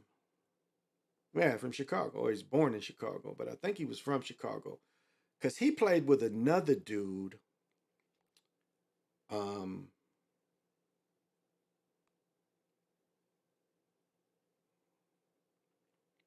We played from 84 to 95. But yeah, born in Chicago. But it was JoJo Murray. He played with JoJo Murray in high school. He was born in Chicago, but I think he's from Chicago. I think he went to high school in Chicago. And him and JoJo Murray played football and basketball at Western Michigan University. But him and Kirby they played baseball in high school together. So, JoJo Murray. I don't know what happened to JoJo Murray, but he hooped and played baseball at Western. When I go to Michigan, I'm going to get a bunch of names. There was a dude in Michigan that was literally 5'5" that could dunk. And for almost 40 years, he held the scoring record. This dude was 5'5", and he could dunk. And remember, dunking is nothing more than having strong hip flexors. That's the key to dunking a basketball. If you have strong hip flexors, that's the key. Because it's just that being able to plant and strong enough to get the push up. And now with the shoes and everything, it's much easier for people now. And that's what he could do. And he averaged from all 4 years. I think he might even played he might have played varsity all since he was 7th grade. I don't know. I think he's still alive. I got to get this cat's name. This cat ended up going to Michigan State, and he played baseball. He hooped at Michigan State and played baseball. And then he played a few years of Tiger, maybe minor leagues. I got to get his name. But he was the all-time leader in scoring until like the 2000s and something. And one of Central Michigan's guy later coaches Central Michigan was the dude who finally broke this cat's record. But I got into his story because I was like, when I would ref down there, I got into this cat's story and I'm like, wow. I'm reading this stuff and I'm asking people. He's like, yeah, man, I saw him light some brothers up at 5'5". He was dunking on them and stuff. Like, really? No 3-point shot. Just quicker and faster than everybody and could jump. Now I got to get that dude's name and show some pictures of him. I'll show you a cat. Let me see. Let me look this cat up. I talked about him before.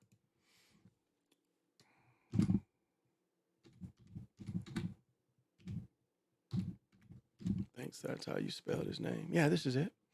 This is him. Yeah, this is him.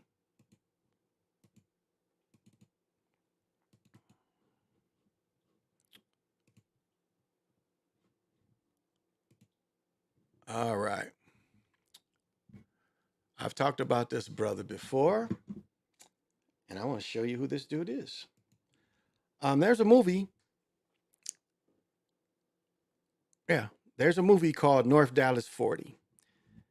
This is the guy that wrote the movie. This is Pete Gent. Pete Gent was born in Bangor, Michigan. Pete Gent was actually would have been a year younger than my mother. And again, there's a movie called North Dallas 40, but out there, read the book. He wrote the book. And he was a wide receiver in the National Football League for the Cowboys. He became a novelist among the best-selling North Dallas 40. He played college football. He played college basketball at Michigan State. Jen attended Bangor. Bangor is literally right on Lake Michigan. Now it's like where the Europeans live in South Haven, the brothers live in Bangor, but it's right on Michigan, Lake Michigan. Football, basketball, baseball, and track. And basketball, he led his Vikings to the 1960 Class C championship. There was a movie made about this. I don't know where it went. He averaged 22 points a game. The team was known as the Cardiac Kids for their late game wins in district, regional, quarterfinals, and semifinals. The final game against top-rated Grand Rapids League was no exception. It was tied 41-41 after 3 quarters, and Bangor went on to win 57-45. He led the team with 21 points was ranked all tourney team, which was chosen from schools all sizes. So he made all state and all tournament. Grant was a center forward at Michigan State basketball from 62 to 64. He became the first Spartan to lead the team in scoring 3 consecutive years. In his senior year in the Big Ten against Cassie Russell, and Jerry Lucas, Gent averaged 21 points a game and left MSU as the second career scorer with 1,400 points, averaging 17 points a game. He was the third All Big Ten in 63 and was second team in 64. Jim was awarded Big King Conference Medal of Honor, which is given to male, blah, blah, blah. Although Jet never played college football, the Cowboys were impressed by his athleticism and offered him a tryout. He went to training camp in the summer of 64 and received $500 they were paying for players to attend. That was a bonus. You get a tryout, you get a bonus. As with Cornell Green, I want to say Cornell Green went to A&T. I'm pretty sure he did. Cornell Green is my alumnus. Yes, Cornell Green went to A&T. Converted 2 years earlier, he was tried as a defensive back, but at 6'4", 210s, he was not agile enough.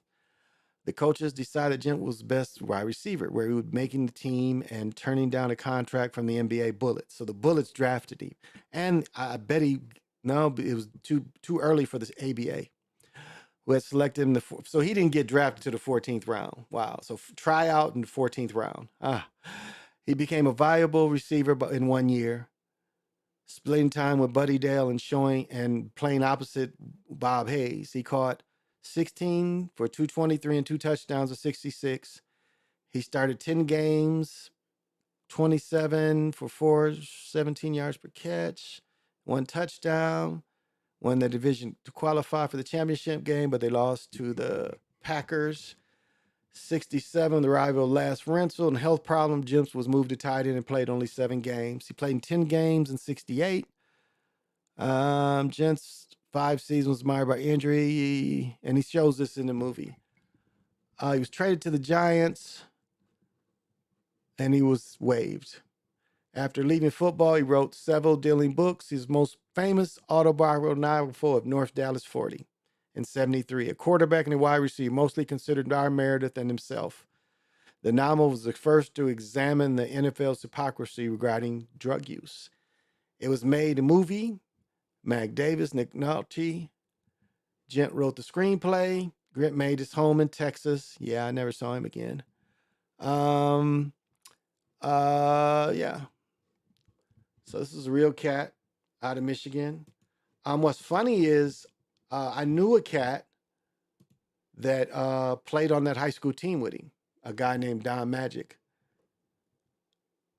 It's a good movie, which could be made better even by what today has. I am gotta pee, so I'm gonna take a short break. Let me see if there's anything I can entertain you guys with. Let's takes a minute to watch. Where's that damn bear?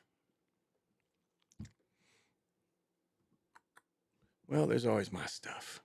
My stuff is the best.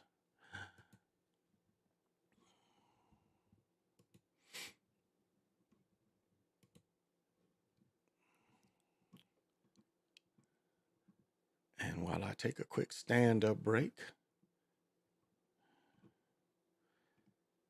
give y'all some old flavor. I'm corny in the motherfucker in some of this shit. Let's see. All right. I seem lively in this one. Okay, I guess that one still had a commercial on it. They're letting it go. Well, I gotta pee, y'all, so give me a minute. Please excuse your video. 20 and 20 rebounds or 30 rebounds. I mean, he would be that dominant. Russ could get you 25, 30 rebounds and block 5 or 6 shots. Solid defender at 6'9".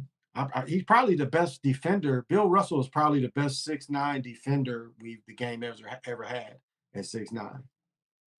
Just like I said, Will Onzel is probably the best defender at 6'7". because Draymond, well, I mean, now Draymond is kind of guarding some bigger dudes, but West had to guard against Russell, had to guard against Will Chamberlain. He was 6'7". But Bill Russell is 6'9", probably the best 6'9" defender ever, bar none.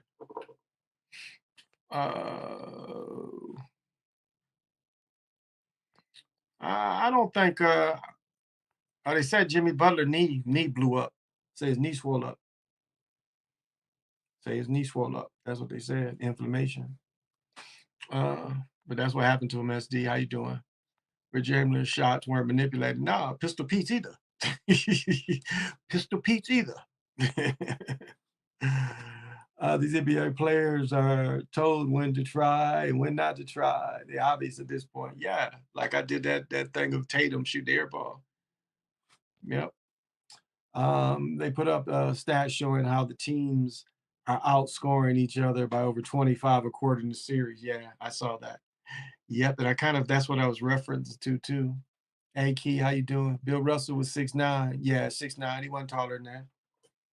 He wasn't 6'10". He was 6'9". Bill Russell wasn't tall as Nate Thurman. Nate Thurman's taller than Bill Russell. Nate Thurman's 6'10", 6'11". But yeah, only 6'9". Yeah. But long arms, his arms made him way over 7 foot. I mean, extremely long arms. Great timing and the desire to want to block shots. But Wilt too. I mean, Wilt was the same, blocking shots. Shit, the dude did a video where Wilt jumped 50 inches in the air to block a shot. All right, enough of old me. I'm a better me. I even look younger there. Probably the beard and shit. Got a nigga looking old. But that's a good thing to be old. It really is. And I really mean it. Getting old is it's experience. And this is what I'm gonna tell you. Like this is a metaphor. In the movie Platoon, these two new guys go out, and this one new guy gets killed the very first night out. Like they're doing an ambush. It was late. Some Viet Cong kind of walked up on them, and they reacted slow. And a new person stood up during fire, got killed. And like I think it was Robert Duvall. No, Robert. Can't even think of his name, but he starred in it. But anyway, his character says, it's too bad that he wasn't around long enough to learn something. And this is the thing of Vietnam that was, like I've said it before, of other war, unlike any other war. It was only 1 year in country, in combat. And those of you that know processing, again, platoon, where the dude gets to leave early. Paperwork and processing, how you get out of battle. So it was constantly feeding young people, the ones that got killed, wounded, the ones that, made it. And remember the song 19. Most of the cats that went to Vietnam was young cats. Old men make war. Young men do the war. Fight the war. Old men make it. Young men are sacrificed. And I don't think people really understand. Like when you look at people now that was Vietnam age in their 80s to 70s, some late 60s, and what they faced. The turmoil, the people tore up, Nixon cheating. Some of these people's parents was depression. Some of these people was born in depression. And what they faced in their lifetime. Now a lot of these people don't even get love or respect. When how many people, like I've said before, you've got all these people in Chicago that are so eager to kill in the streets. How eager would they be able to kill in America? Or are they doing America's work by going to war over these other young Americans in their area, in their city? I mean, is that the other part too? Are they purposely put into a war, into a conflict?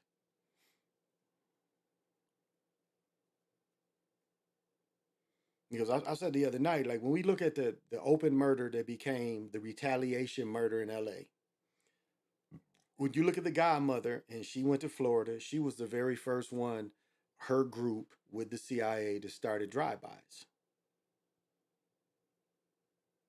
Now, as I mentioned before, you read the book Monster, and there's a video you can watch of Monster's brother. When Monster gets hit, his brother, I play the song, and you get into the song, and the song is definitely what actually happens, to Monster Cody. And so Monster gets hit, and his brother and them just rode. And his brother talks about just retaliating and just openly blasting the dude. And he said he was, stunned at the amount of damage that, 12 gauge did to a person's body. And I could say that kind of thing probably did, but that, again, sounds almost like a little bit of propaganda saying it's the individual. Because the amount of killing we know had to have some kind of military involvement. Because just by nature, just saying that these people, or police, we could add that too. Just say that people are just this violent all across. It has to be some kind of fuel. And most governments have their hands on the pulse of everyone. It's like they busted a sophisticated ring up here years ago, and when they finally busted, it's like, wait a minute, you know all this and how? But what you had to know it for a while, and you just watched. I mean, some of these things cannot go on without cooperation.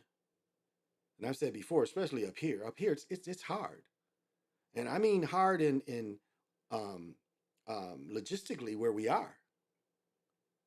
As I said, if you looked at the difference between Detroit and Chicago and why the prices was cheaper for heroin and cocaine in Detroit than Chicago, it was because of the Sulaks, Hudson Bay, all that. You can come from New York to Detroit.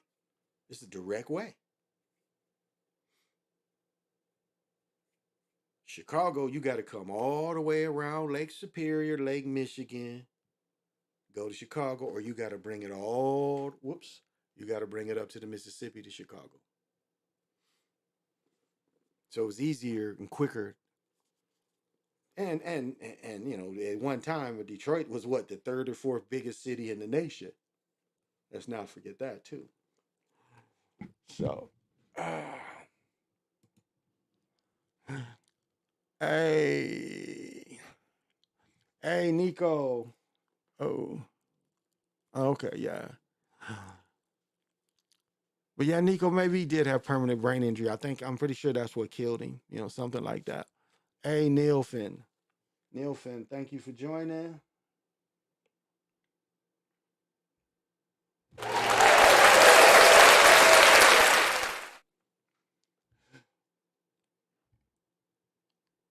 And for you joining, I know you must have vision.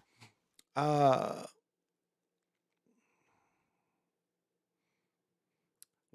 yeah, but not really anymore because they're so old. But probably the most now I would even dare say that the most homeless now is probably more recent wars, like Afghanistan wars, whichever ones. And dudes that was in the army during them times is probably the most recent, the most recent vets that be homeless, like the last 20 years. Because remember, Vietnam vets is older than me. I'll be 62 in a few weeks. And so Vietnam vets is like, what is my cousin Eddie? 66, 67, 68, somewhere in there. He was in Vietnam at the very end. American really had pulled out, but he was in the Navy and they were still, going on land and shit. So a lot of times when they went, they had to fight, even in 74. So yeah, it's a lot of just vets that, serve their time around the world. Remember, continuous, like Brother Nick talks about his story, being, Cold War warrior. Nick being involved with the Cold War up in Germany, where we was really at war with these motherfuckers up there. It was full operations. My brother was up there in Germany, 84, 85, I think, 86. I think he was in Germany. And my brother was like in the Air Force, but he was a mobile unit. He was a mobile radar unit. Well, you know, they would take them and fly them into somewhere where they had them that other stuff coming. And he'd set up the radar and shit, directing his people. You know, he was doing them kind of exercises over there. So it was real over there before they tore the wall down. You know, Nick and my brother was over there when it was still real, before the Reagan tore the stuff down. And maybe, yeah, my brother was probably over there 84, but I don't think the wall was tore down then. Maybe it was. I get my dates mixed up sometime when Reagan was in office. I know Reagan was in office when I was around A&T, so maybe my brother's time a little sooner. I'm not sure. But yeah, so I would say it's the newer wars. And I was friends, you know, I roomed with a vet for a while, shared an apartment. I was friends with a bunch of vets, just cool. And this is where I'll say, you know, when we talk about what psychopaths are, and if you want these young boys, and these young boys are so intent on killing, well, Vietnam would have been perfect for them. It really would. Because like I talked to many people, and one dude was extremely young looking. He had me by a good,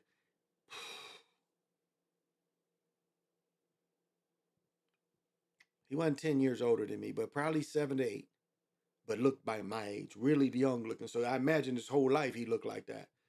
And I remember, you know, he was saying he was over there. And it was like, what did you think about it? He's like, I love that shit. You know, he's like, if you crazy, you love it.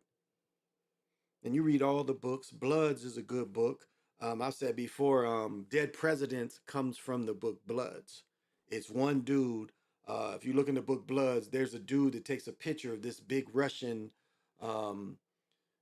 heavy gun, like 88 millimeter gun. He's taking a picture. That's the dude's whose story, if you look up Bloods, that's the dude whose story comes from Dead Presidents. They the one that stole the burn money, and the dude, you know, that was spending the money and shit and got him caught. But that's where the Dead Presidents comes from, Bloods. And even in Dead Presidents, where they show a story that also comes from Bloods, is when the dude that's on the Mafia show, Michael dude, when they show him, you know, with his intestines ripped open. A dude found one of his comrades like that, literally like that. Or the dude was literally cut open, his dick was cut off and shoved in his mouth. They kind of don't show that part, but a dude walked up on somebody he knew like that, and the dude wasn't dead. They did all that to him and he wasn't dead. You know, the psychological war. Like, to get into Vietnam, people don't understand like what the CIA was doing. When you see the tiger stripes, like where my bucket hat is tiger striped, those were CIA people. Like, if you ever see old pictures, those are CIA people. Regular grunts wore green, so you seeing special forces. And one thing I would say about reading the book Bloods, it's a dude named Gene who that story comes from I just told you about. And that dude named Gene said that they was like 6 or 8. He said that's what they found out. He said the best killing, the best being able to travel, he said was 6 to 8 people. He said 10 at the most. And he said they just, you know, straight off went off. Whatever they did to them, they did back. He said that's where it came, where dudes was killing people, you know, and going like scalping, but they're cutting off body parts. That's why in Dead Presidents they show dude cutting off the head, keeping the head. Well, most of them would cut off ears, and they'd have a necklace full of ears. You know, it's total war, right? Total war. That's what was in Vietnam. Total war. Same as was in Pacific Islands. Same with Germany. Total war. There's no rules in total war. If you look it up, everything is pretty much gone. And you see the senselessness in the killing of people on both sides. Because again, Hamburger Hill is a perfect example of that. There's no military value of this hill. It has no military value at all. And yet you have both sides throwing multiple people at it. And then we have to look at where have we seen this in history before? Well, we look at Gettysburg is another prime example. You know, when Lee is in charge and they're not on the high ground, yet he tells 20,000 people to go over a ground and march in lines to like 8,000 cannon. I mean, it's just no one, no logic, no logical trained soldier would ever do such a thing and hope that my artillery could carry the way and clear the way. I mean, that makes no sense to give up an army like that. And that's what he got killed, was an army. It's almost like he sacrificed a man. That's why, making Lee a hero makes no sense. Because you see where he purposely loses the war for the South when he takes control. Gettysburg shouldn't have been a battle at all. They could have bypassed it and really harmed closer to DC and really took the war. And that was the objective, to forage off the North. They didn't have to fight them there. And they were not on the high ground as they were in Fredericksburg and a few other battles, Bull Run.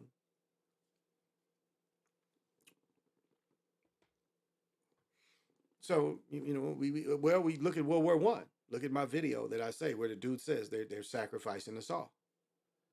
The Kingsman shows it the best. You have these relatives that are sacrificing their citizens.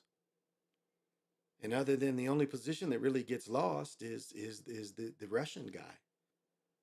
And you would have thought his family would have helped him, right? England always wants everybody's help, but when the Tsar needed help, where was England? To fight the Bolsheviks, to stop them and help them with the Tsar. Well, the Tsar did fight with the Germans against the English and the French. That's a fact. But the Tsar was related to the King of England. Their grandmothers was both Queen Elizabeth. And that's why even the story of the Tsar getting killed makes no sense. And I'm going to tell you why it makes no sense. And it maybe not even be nothing but a story. Because his money makes it out. We know that their Tsar gold made it out. Massive amounts did not go to the Bolsheviks. Tsar gold went out. And you know how I know? Because you can still buy Tsar gold. So make that make sense that the gold got out, but he didn't get out. And he had plenty of time to get out. And none of his people came to his aid at all. No, none of the countries came to his aid. Make it make sense. It was almost like his own family didn't want him, and then they weakened England. They weakened England to make sure that Elizabeth took power, because she wasn't never supposed to take power. It was her uncle that had the power. And they let something that's common today, that these relatives that from Elizabeth's line, the divorce, intrigue, but they forced the other one out. So do you see the hypocrisy even in those events?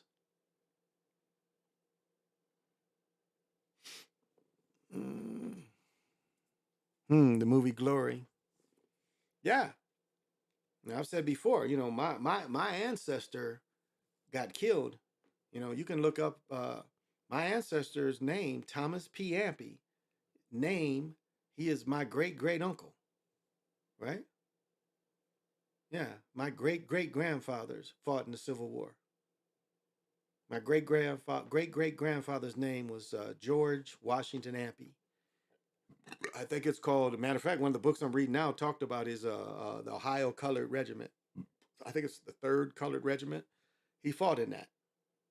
His brother fought in the 54th Massachusetts. 2 of his brothers, Thomas P. Ampey and Ism Ampey. That's why when I look at Young Ripper, where you get the name Ism from, that is my great uncle's name. Question him. No, we don't own the name, but that name is our name. It's not that's not common. So I'm sending him like, where you get this name from? This is our family name. Ism is our name. It's my great uncle. But anyway, they fought.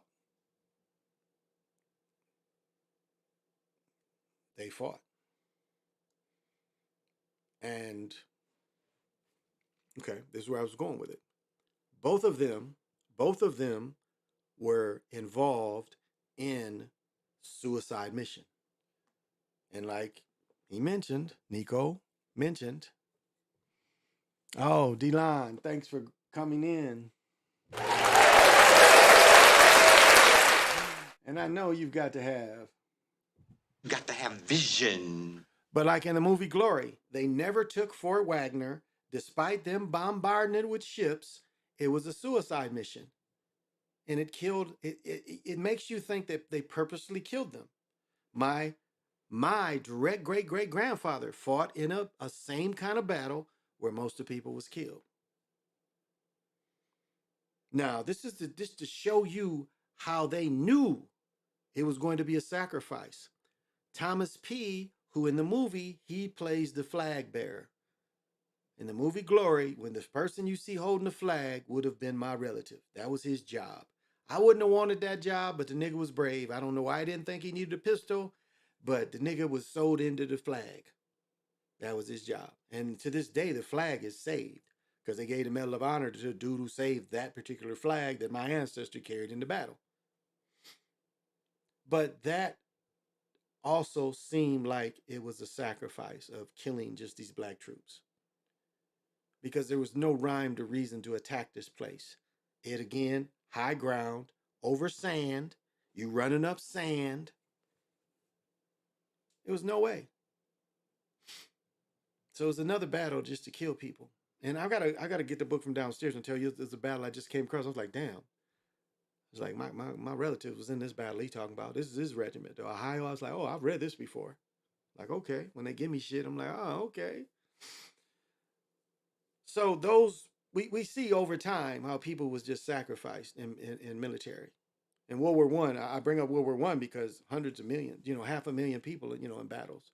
300 I think Versailles killed like 100 and some thousand to 300,000 people. I think is the biggest of these Europeans. Like it had wiped out more European men than the plague in some spots.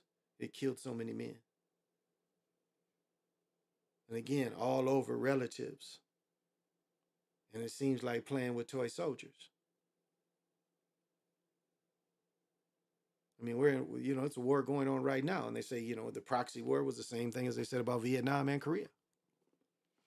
At a certain point, a proxy war was the war against what England had against Germany.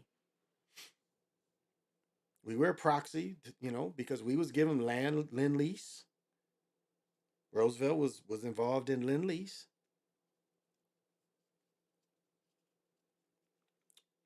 They knew that the oil embargo that they put on Japan would have to stop the U.S. from being at Pearl Harbor and having a base that deep in the Pacific. And the really objective of Pearl Harbor was to beat the aircraft carriers, which they were, they took they made sure the aircraft carriers weren't there, but they let the rest of them ships get bombed. And they knew it was coming. They had radar. The radar told them, oh, that's just some ships. No, they knew. And they let it happen. And I told another personal story. When you're talking about Kevin Bacon, this is a personal story. My grandfather, Ivan Wilson, went up in that motherfucker. December 5th, December 6th. He went there the next day. I think it was December 5th. Yeah. He went there the next day. They had to start helping the bodies. Said the smell, the stench of death. One of them ships is still there leaking oil. So big, how do you take a big ass ship like that? That ship was so big. They had no means to get rid of it. Still down there. So massive. No way to get rid of it. They got no way to bring all of it up and tear it apart. So big in the harbor there.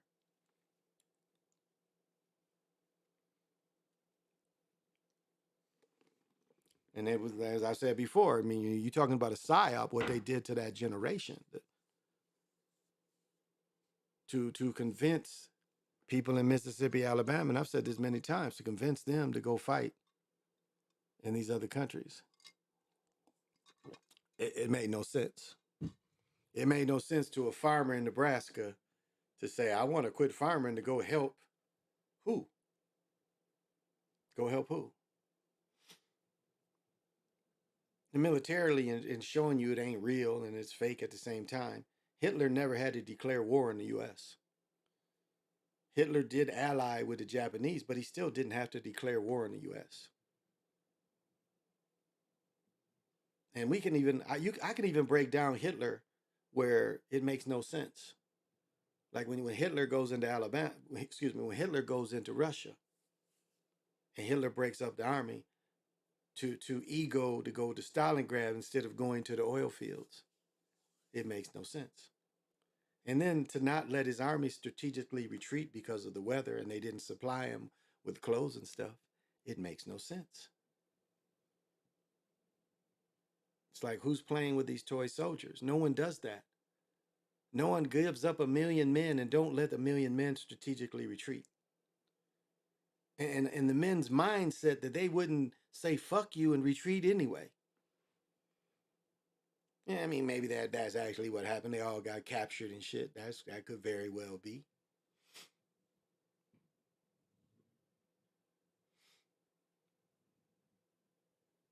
That could very well be. But even in those instances, you see where men are just killed for no reason. So, and we've had even recent wars in Syria where we have Department of Defense and CIA people fighting each other. American taxpayers are arms and money as paying two groups. We see that.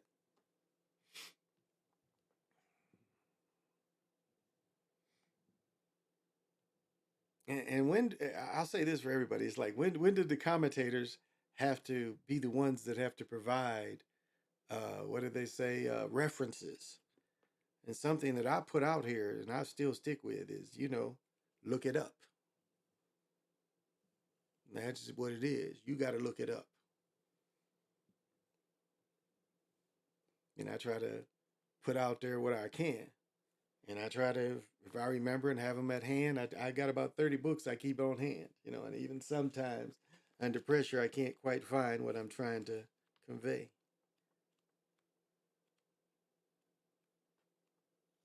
But this goes into, all of it. It's like, I didn't ask anybody for any of this stuff, to help me get to this point. I did it because this is good therapy for me. To catalog these thoughts, go back and take notes on things I forget that I once knew. And if it's a little bit to help anybody, a little bit of this can help people, then there it is.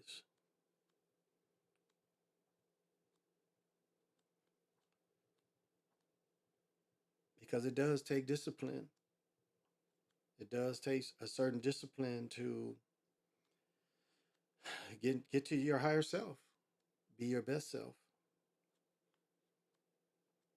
Because there's so many, I guess you could say anchors to weigh you down.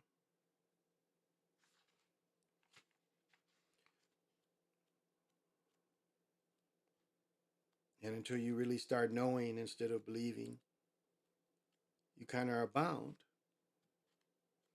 And it's not easy getting to the place where you know.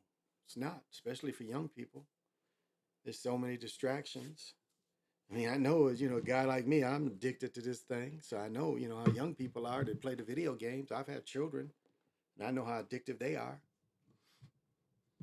Me and my son, I got to bring my son back on, but he's hustling, doing his thing. He's working hard. So, let him do his thing. But he wants to come on and sit. And I got two mics, so I need one more. I just got to go get the cords or order the cords. So got to get him in here. And yeah.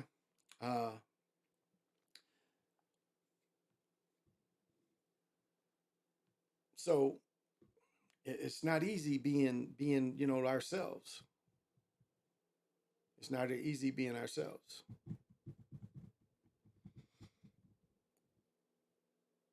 And most people don't even want to be quiet with their own thoughts. Just have absolute silence. I mean, just a quick practice if anybody wants to try. I mean, really just, even with all this going on, these electronics, I can still do it.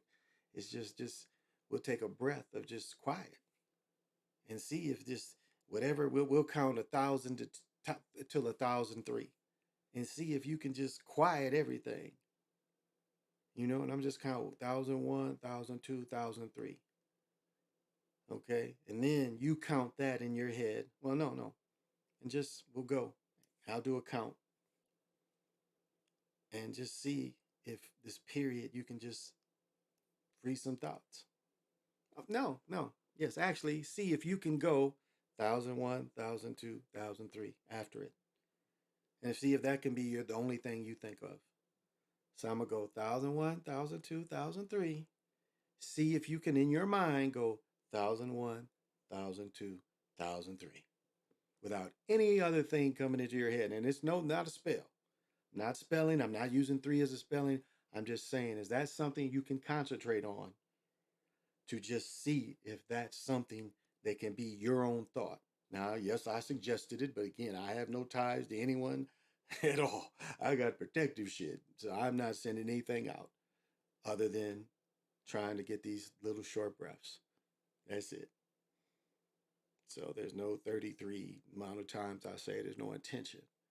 All I'm saying is I want to do this exercise that you can practice and do it when you're by yourself, however it works. Because a good way to, even when you're trying to go 1001, 1002, it's a way that you can say cancel other thoughts that they come in. So that's all you think of.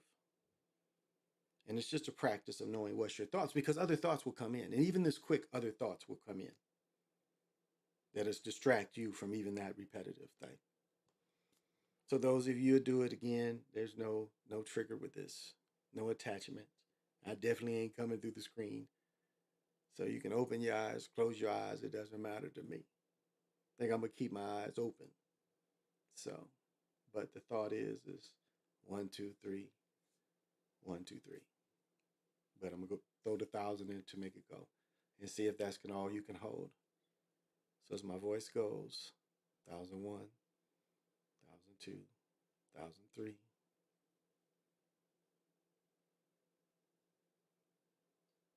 Okay. Now, for those of you that did it, could you hold that without thinking about anything else? And I know it's pretty quick, but that's what you practice. That's what you practice. You practice moments of your own thoughts without any influence. Now, yes, I did give an influence there, but again, it's practice. And you ain't going to be doing it, I'm going to pop up. It ain't like that. I have no energy to put into anything like that. But that's something simple that anyone can do that can help you control your own thoughts. So no matter what you're faced with, what comes around you, you still are in control, no matter what emotion comes there. Because I know I've been pushed to my edge because of emotion. And I've done a few regrettable things because of emotion. I mean, I was mostly under control, but still emotion did stir me. So I'm not infallible. I mean, we all get tried. But that is one thing. If anybody studies the Mayet, the thing is that you really need to master is emotions. That's what it hammers away. It's like be the master of emotions. And the way they say it is that you become emotionless.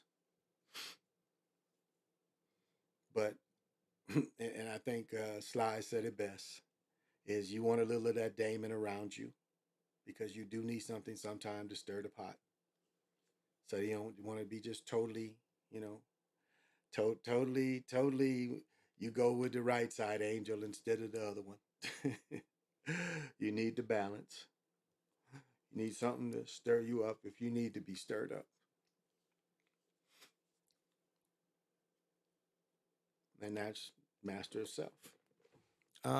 Most people don't understand most of their dreams and thoughts are being beamed down from satellites at night all the time. When people say they dream this, and most of the time it's implanted. I don't know.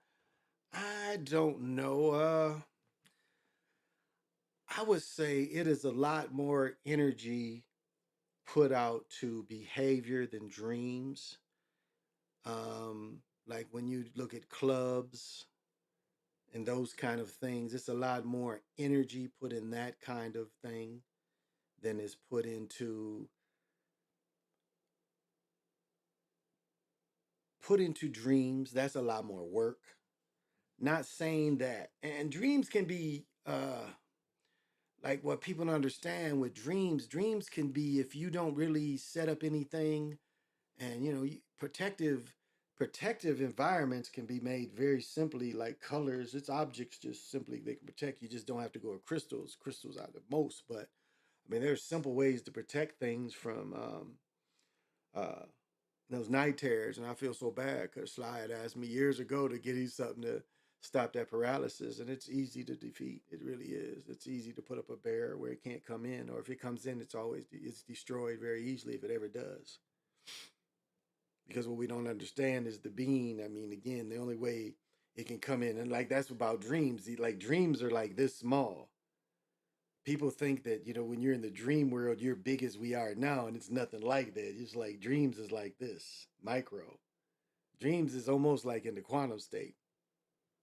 People don't realize that. Be lucid. Look at it. It's almost a quantum state of being reality. And so the being that's giving you a terror is a little bitty being like this. But in the dream, he makes you little as him. So he flips it when he's on you. He flips it and makes you think that you're in your same size bed, and he's terrorizing. You can't breathe and you can't move, and you just looking at him. When in reality, he's put you into his reality. Your body, which you are still attached to by a silver cord, is still there, and all you got to do is tug at it, and it'll snap you back to it. You can't be detached from that by just this simple little thing, because it's limited what it can do. It can't kill you. I mean, I guess if you have bad health, yeah, I guess. But there's rules to that too. There's rules to that too.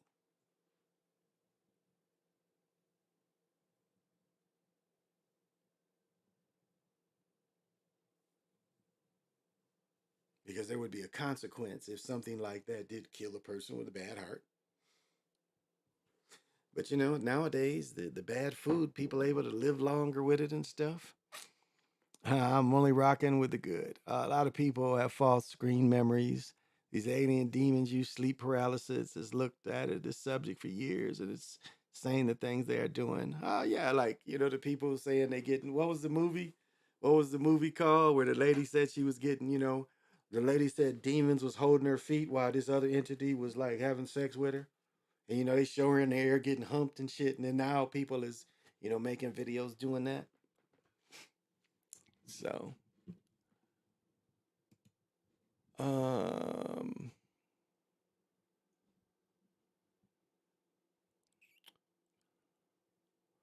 let's see.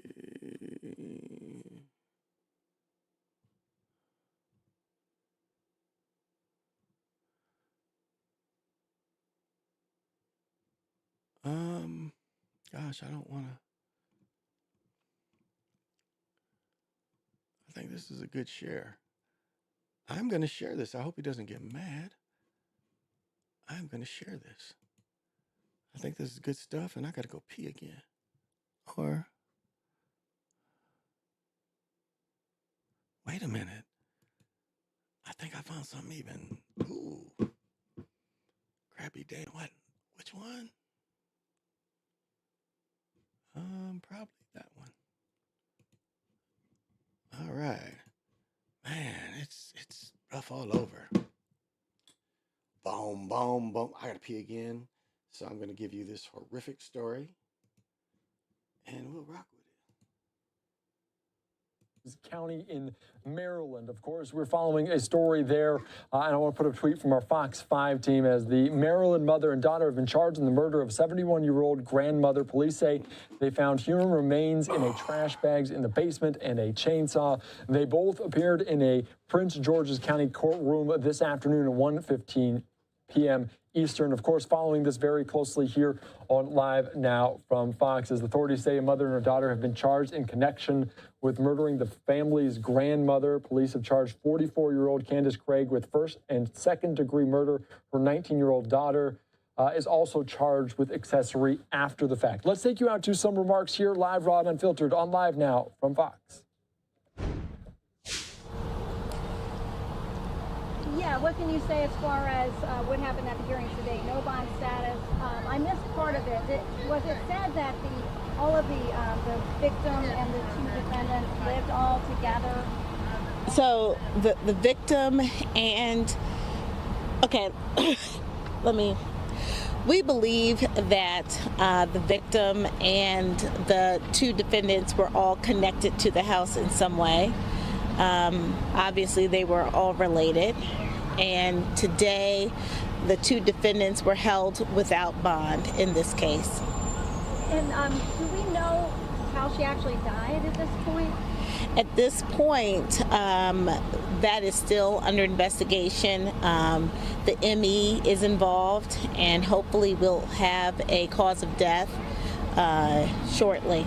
Is that something that can be determined with a body that mutilated, or is that with the extent of the injuries, with the dismemberment, it is going to be very difficult. I think that the ME's office will do their best to give us a cause and manner of death. But in this case, which is unlike any case I have ever seen or experienced here in the county, to say it's disturbing is an understatement. It's horrifying. The allegations contained in the statement of charges is... Now, I think we're in Baltimore County, or whatever county this is. I think this is Baltimore's county. No, it says Milwaukee. No, Milwaukee clear. No, I think this is Baltimore. But we saw her where it was Little K, whatever his name was. This is the same prosecutors going after Little K. But here again is this horrific. Just heartbreaking. One of the things that I wanted to mention is that this is Elder Abuse Awareness Month. And it's important, I think, to note in this case that someone related to our victim was concerned enough about her whereabouts that they reached out to do a welfare check. And the Prince George's County Police Department is a wonderful resource, as well as all of our municipal departments. They do these welfare checks because of someone caring enough to reach out, because our department was doing its job. We uncovered a horrific crime. And so our job now is to ensure that our victim gets justice, and that is what we're going to do. Jess Garth, who's the chief of our Special Victims and Family Violence Unit, I'm going to ask her to come up and talk a little bit about, some of the facts as we provided in court today for those of you who weren't there. So Jess? As an athlete, I know the importance of consistency.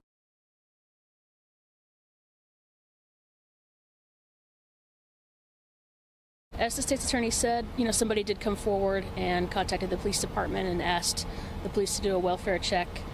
At the time that the officer arrived at the home, they were allowed to enter the home by one of the residents. In the basement, they uncovered the putrefying remains of the decedent in this case. They locked down the scene, they went and got a search warrant. And what they uncovered was, as the state's attorney said, one of the most disturbing crimes I think that this county has seen, at least, in recent times. It looks like there was some sort of a disagreement between Ms. Craig and her mother, the decedent. Sounds like at that time she opted to take the life of her mother. And then after that, she and her daughter dismembered the body, we believe using a chainsaw, and then attempted to dispose of the parts of the body using fire on a grill and in a bonfire, according to the investigation so far. This is a case that's still under investigation. We do anticipate that we'll have additional facts that we develop along the way. If there are any questions, I'd be happy to try to answer them. Is there any guess as to how long she may have been died before the police were called? I don't know. There is some indication that the fire department was called out on May 27th to investigate one of the fires that was being used to dispose of the body parts, but further than that, I can't say. So at least almost like a week, I guess. And yes. Ben, I mean, obviously, we've kind of gotten to recognize you a little bit because you've been involved with some pretty gruesome cases. Unfortunately, so. Yeah, some pretty unfortunate stuff. And up there, you kind of talked about how this is one of the worst that you've ever seen. Can Yes. you just add a little more context out here? Sure. Well, you know, I talk a lot about domestic violence, and often it's in the context of intimate partner violence, but family violence is, you know, just as much a part of domestic violence. And in many ways, we're talking about people who, you know, they are supposed to be protecting one another, caring for one another. When you're talking about your elderly parents as they get older, it's our duty as children to protect our parents. And certainly our duty to not murder them and then to dispose of them in such a gruesome way. When I think about this case, I think about how hard it is to actually dismember a human body. I mean, some people have difficulty, you know, even cooking food, dealing with things like raw chicken. And when you're thinking about a body and then burning it, it just, it's very hard for me to think about, especially when you're talking about somebody who gave birth to you, who raised you. So, yeah. Is it safe to say you may never know how exactly she was killed? You know, as the state's attorney said, our medical examiner's office is going to do everything that they can do. It is possible that some of the evidence was destroyed, that we may need to determine the exact, you know, way that she was taken from us. But I think it's safe to say that this case will be ruled a homicide. Any update on the knife that was on the floor and then was missing when the police went back? I don't have any particular details. I do know a search warrant was executed. They collected many different tools, and they'll be tested for DNA and for blood as well. And we heard from Jess in court, but Madam State's Attorney, is this the most gruesome murder that you've seen in your time? I mean, absolutely. On so many different levels. The fact that this was a mother, you know, there's, I don't believe I've had a case where a mother was killed by a daughter. And I certainly don't believe I've ever seen a case where a mother was not only killed by her daughter, but dismembered by her daughter and her granddaughter. So just the thought of people who are in your lineage, people who are supposed to be carrying on your legacy, being a part of your demise is almost unbelievable. And then not only but the death, but the dismemberment of the body being found in multiple bags, decaying in a home. I'm at a loss. Were these slightly different subject? Can I just ask one more? Were these like trash bags, gym bags, like? The information I have is that they were plastic bags, but I don't know the size at this time. So some sort of trash bag type thing? I would imagine. Okay. And was this home the grandmother's home? Yes.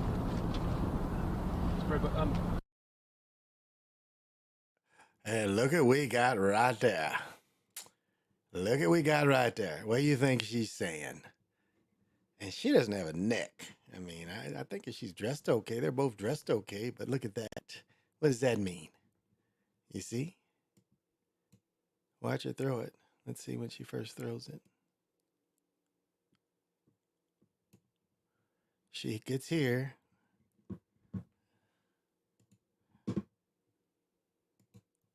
And this is some Jeffrey Dahmer-like shit. See? She's on TV. I'm with it. This is not a natural way to stand. This is signs and symbols. So.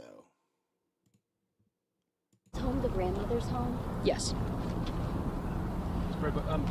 Baby K.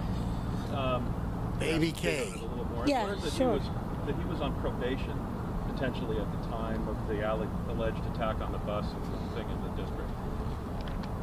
Not registered in any school anywhere. It's also been determined.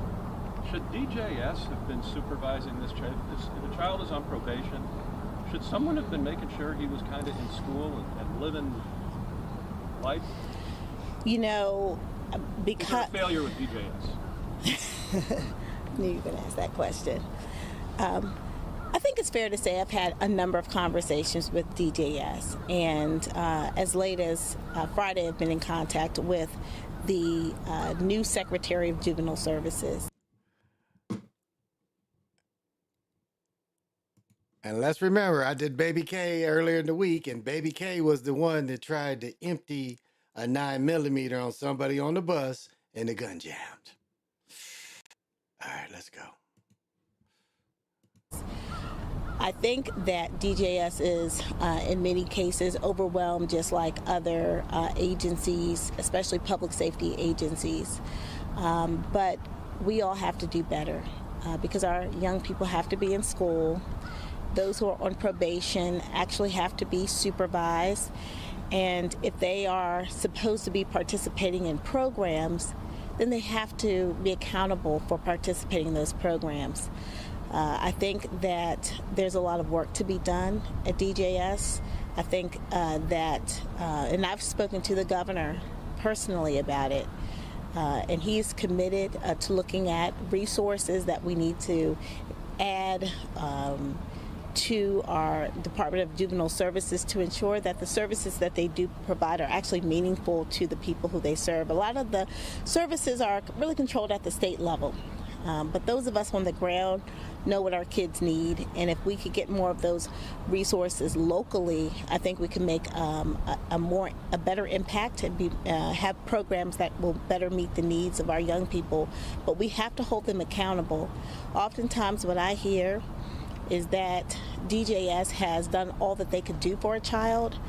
Whether or not that child is successful in completing the program offered by DJS, then they will just discharge them, partially because of the new laws and the limitations on the amount of time that a child can be under the supervision of the Department of Juvenile Services. So I think in many ways, everyone has, I don't want to say failed, but everyone has probably gotten it wrong a little bit. So our state legislature, we're asking them to rethink and relook at some of the laws, especially the laws that speak to punishment or sanctions that a child can experience. Certainly rehabilitation is the goal of the juvenile justice system, and so we don't want to over-incarcerate kids, but some of our kids need more supervision, more structure, and some of them need to be confined for a period of time, and they actually have to show improvement. They just can't be discharged because the program timing has run out. You know, that's just not fair to the child. It's not fair to the community either. So there's a lot of work that we need to do, and DJS, I believe the new secretary knows that he has a lot of changes to make. So thanks. Thank you. You're just listening into this press conference there out of Prince George's County. Certainly a disturbing, a horrifying story that was. That is a motherfucking crappy dam if there ever was one. If there ever was one, that is a crappy dam. All right, Jeffrey, I see you've been writing some stuff. Most people don't understand most of it. Okay. I'm like, blah, blah, blah. Do you know about the M labs used by the military? Look into it. Entity was the name of the movie. The Entity, yeah. The Entity was the name of that movie. Yeah, The Entity. I remember that. What are your thoughts about I-95 explosion yesterday? It reminded me of, remember, there was a fire on one of Atlanta highways. Was that part of 95 too? Remember a few years ago, Atlanta highway caught on fire because they said all them tires, they had put all the tires on under the highway, and somebody caught them on fire, and it made the loop crash. So that's what it reminded me of. It reminded me of that very same thing when they set all them tires on fire, and made the highway come down from the fire. So that's what it reminded me of, and I think that was on I-95 too, and out of Atlanta. Question: has there ever been a point where you had some crazy information on truth and didn't want to tell people because it was too much for people? And if so, what made you not do it? No, I really try to say what people can comprehend. So there's never anything that I've ever, I mean, of course, there's a lot I come across that I don't talk about everything. So I don't know. Have I held anything important back from humanity? I don't think so. I think I've offered up quite a bit. Let me do this right quick. I think I've offered quite a bit of who I am and what I'm about.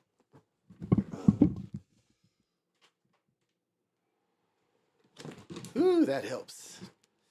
That helps because it ain't that cold outside. It's hot in here. The air ain't kicking on, because it's not that. It's, what does it say? What is it? 50 degrees outside, so the air ain't coming on. So this fan, I was getting a little hot. And this jersey, this Nike jersey, it is so clean. It's so crispy. So no. They don't care about old people. No, they don't. So no, I really haven't. There's nothing that I've come across that was so, I would say the only thing I haven't really totally put out there was the time walking papers, but they're not mine to give out. So that's the only information. And then again, a lot of people couldn't even absorb. Probably some of it I could get out. Some of it, I've even proven my own research. It doesn't make sense. But again, it's, everything you bring in is discernment. So I guess that's the only thing I really haven't given to the public, because again, it wasn't given to me. It wasn't given to me as having permission to share it. And so I have to respect that. And so I think the people that gave it to me with, that I would use this for my research. And that's what I've done. I've used it for my research. So that's when I don't have the right. And it's like, I've tried to send it to people and it won't go. But it was meant for me to have for sure. So, I've taught what I can about that. I used to say the prayer. You can go back to my old stuff and see the prayer I used to give. Some children are evil straight up. Yeah. Like I was watching, rewatching the Great Whites of West Virginia. I mean, if you ain't never watched this shit, this is like, you talking about poor white trash university.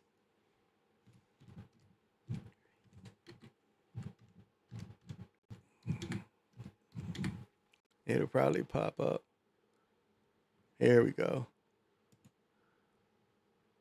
I don't even know. I don't want to get hit with this shit. Okay, here we go. Here we go. This is you got to watch the movie yourself. But The Wild and Wonderful Whites of West Virginia, a 2009 documentary. The film follows the White family over a course of years in their daily life through the person interviews. The film mentions the death of the daddy, who was a tap dancing dude, as to rise or whatever. The illness of his wife throughout the film. Locals consider Bernie Mac the miracle woman who did raise a lot of children, abandoned children in West Virginia. She raised, the younger generations of whites are followed to drug deals, criminal trials, hospital beds, jail cells, recount of wild, outlandish events. I mean, it's like one dude shoots his mother's boyfriend. That his mother has known this dude her whole life. It's her ex-boyfriend or boyfriend, I'm not sure. But it was over trading a gun for a truck. The little boy's dad had just died, and this dude just, the boy had access to guns. So the boy literally shoots, I think it's his mama's boyfriend, shoots his face off, or his aunt's man, maybe something like that. And then he is in a shootout with the police. And then he has the nerve, because they interview him, and he has the nerve to say, the judge really likes me. And, I think I'll get some, some kind of probation. They gave this nigga 50 years. They gave him 50 years. And he was only like 20. So a group of locals in Boone County Green chorus as they speak about the whites. Stemming from generation of coal miner working risky jobs, most of the family possess a fatalistic attitude and a lack of fear of death. Various members, local violent fights with neighbors, family members, and other locals. Other legal troubles include larceny, prescription fraud, shootings, armed robbery, foraging, stabbings, and child battles, custody battles. DA worked in coal mines during the script payment area. Do y'all know what? Okay. Do you guys know what script payment was? So Yanceyville in Greensboro which was one of the reasons that led to the murders and the Greensboro massacre, Post Edition in Battle Creek, and many others. So what they would let these businesses do, you work for the business, you don't get paid money. The business, you get paid in the business's money. The place will give you a job, give you a house, but everything you buy for the house, you buy for the company. You have no outside money. All your money is tied up with the company. And in Greensboro, it was a place called Yanceyville, and in Battle Creek, Michigan, it was called Post Edition. And they let this shit kind of go on forever. You did not get paid real money. And some of this was probably pre depression, and some of it probably pre and post depression. So it wasn't, a total bad system during depression. If they was letting you still buy shit and you had a job during the depression, wasn't bad. But that's what script money is.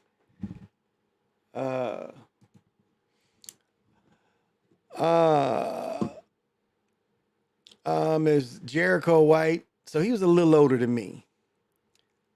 Mamie White, the oldest daughter. Let me see. I wonder if all these people still alive.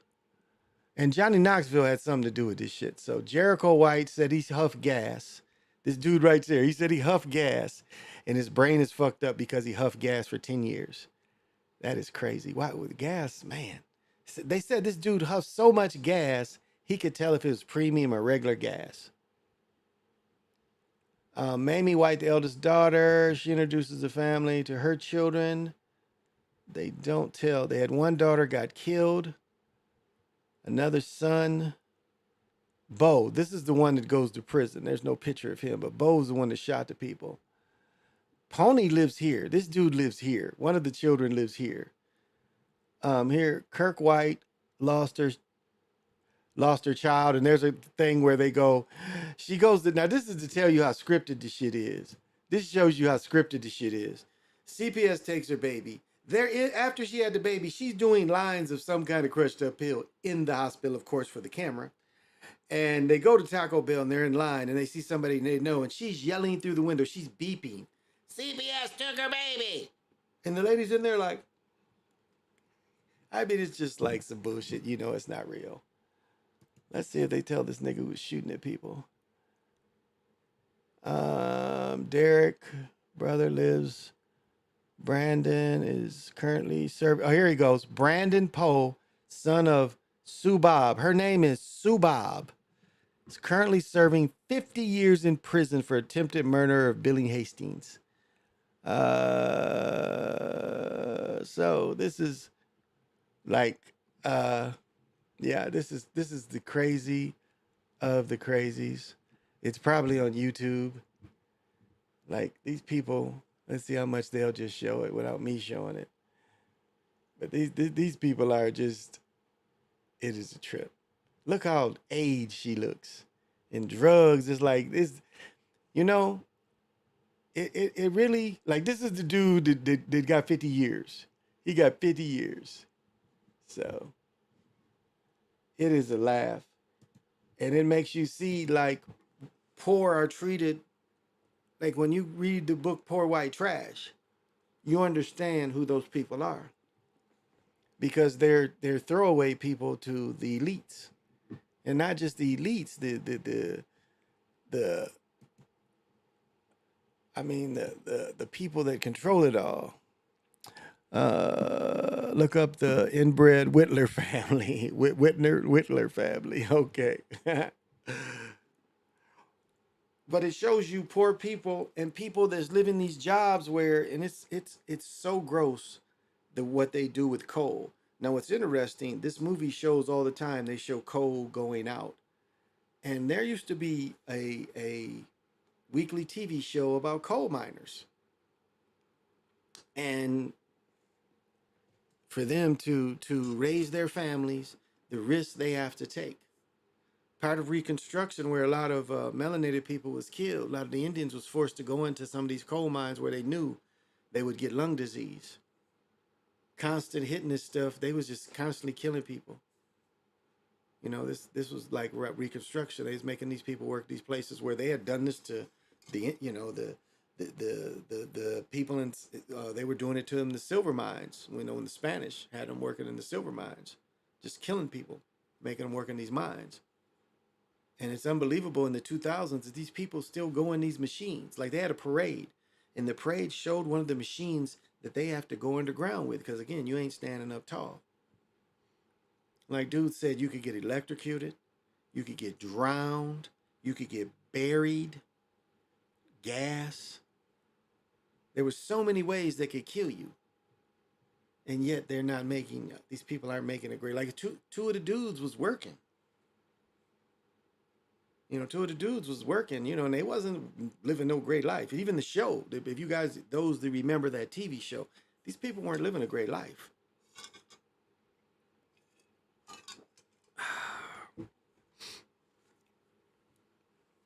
And, you know, we see movies where they try to glorify where the people, you know, get buried in the hole and they're able to bring them one at a time like it ain't so bad because they can save you. But so many people, and now they just take the mountain down from the top down now. And they fill it with the sledge. They don't even hardly stick people in everywhere underground anymore. They take the coal mountains down from the top. And once they got all the coal out, they fill them with sludge. You guys ever see that? Them sludge mountains? Where they've taken all the coal out from the top down instead of the way they used to do it from, you know, going down and up, taking it out. They go to the mountains and take it from the top down. And then fill it with the sludge, the liquid waste. And they use this. You know, nuclear plants burn coal. You guys understand that, don't you? Nuclear plants burn coal too. They ain't always sending you nuclear energy. They burn coal too.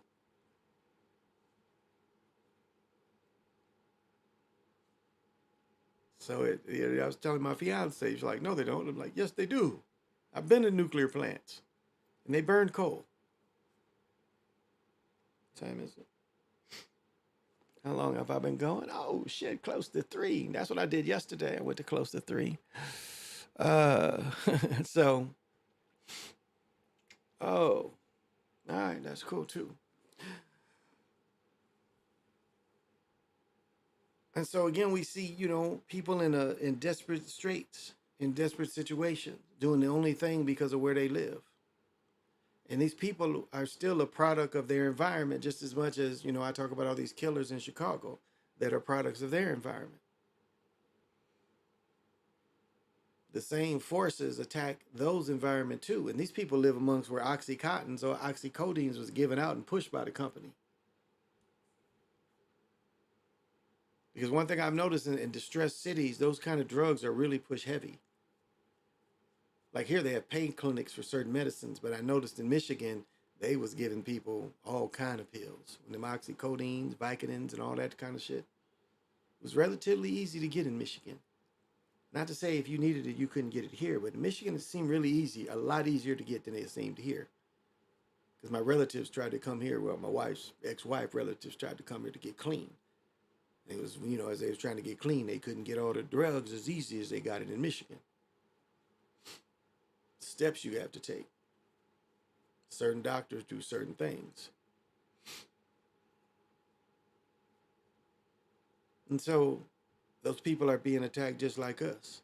They're being taken advantage of just like everyone. And that's, you know, when you get into what the real original Rainbow Coalition was, is what Fred Hampton put together was all classes come together. Because it's classism that's at war with us. We're at war with classism. That's the attack. It's classism. Not really racism, it's classism. Because something like the whites and that's just not them. You know, you live where you live and you live in certain environments. That's the way you have to deal with things. Because what's around you. And I give Chicago and just many other cities. Baltimore, we just see Baltimore. You know, they're running around looking for little K that didn't kill anybody, yet they got somebody that it took them months and years to find out somebody got killed. And the people was too stupid to know how to get rid of the body. They were murderers, but stupid murderers. which is good. They got caught, and they rightly should get caught. Because it was over greed.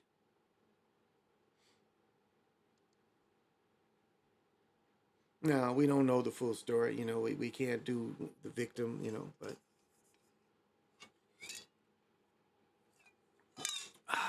but like when people don't remember, like when people have dementia and Alzheimer's, sometimes they get physical because they really, they're not in control of their body or their mind and their emotions. And so we have to have people that are more patient with these kind of people. So unfortunately, we don't have that enough. Philadelphia. Hey, D-Land, what is happening?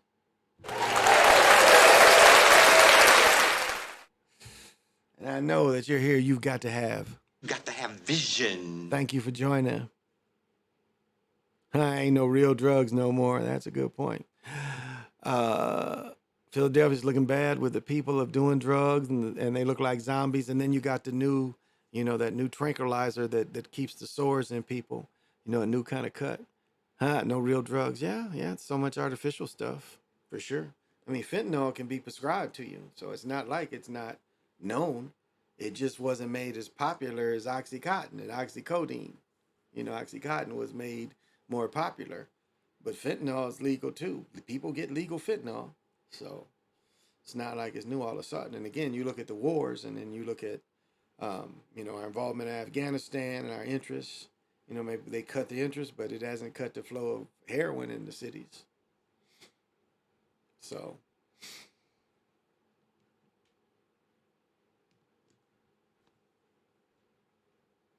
and we are not bringing it in.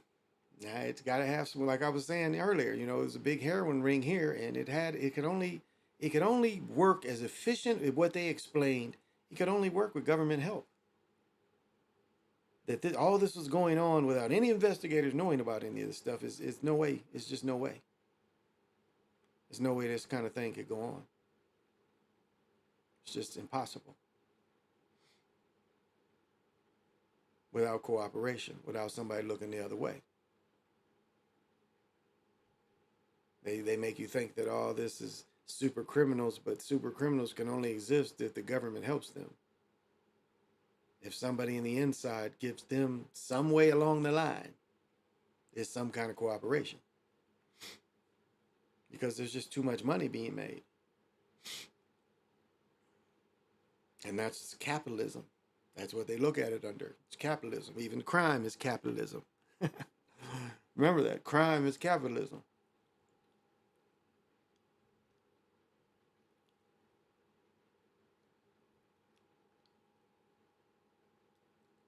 So, but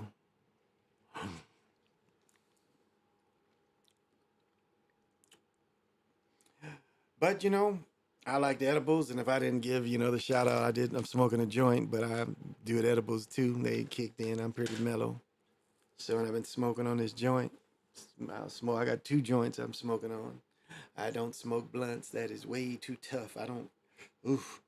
Like that great, the whites of West Virginia, they showing the ladies, these lifetime cigarette smokers, and they're talking like this. And like a lot of those ladies was younger than me. It's like the one dude, and maybe his older sister was my age, but the rest of them people was younger than me, and all looking like life had beat them hard, or been around the block a few times, as some people say. So it's classism. It's not racism, it's classism. But they want to hit you over the hammer to make you think it's racism, to make you not understand that there are groups of people like them that are going through the same problems and the same fights. And the system is kicking their ass just as serious as it's kicking the brothers and sisters in their ass. And that's a fact. This system kicks everybody in their ass if you aren't functioning in the way it thinks you should function. So it's classism. It's not racism. And the first true rainbow coalition was groups of suppressed people, Yeah, suppressed. Working together. Doesn't matter, which group that you're with. All these groups of people work against the system. That's why they killed him. That's why they had Jesse Jackson destroy the idea. That's why they let another group take it over. So it doesn't mean that power of people working together. They destroyed it. They took it and destroyed it. Turned it into something that it wasn't, that they didn't invent. Because even the flag that they show now comes from the Fred Hampton era. They came up with that idea of the Rainbow Coalition, which meant all groups. And let's specify, we had the white radicals, we had the Indians that they took off a reservation, and put them in Chicago. We had a lot of urban Indians in Chicago. We had the Mexican brothers and sisters in Chicago being suppressed. Gypsies. A lot of people fuck with. So what Fred Hampton said, being a Panther, he said, we all gonna work together against this one thing that's suppressing us. It's just one thing that is suppressing us. So we all are going to work against that. And you see how they had to destroy that idea. And look what they did. If you want to talk about who was a sacrifice for who, you don't think that Fred Hampton was a sacrifice for Bobby Rush and Obama?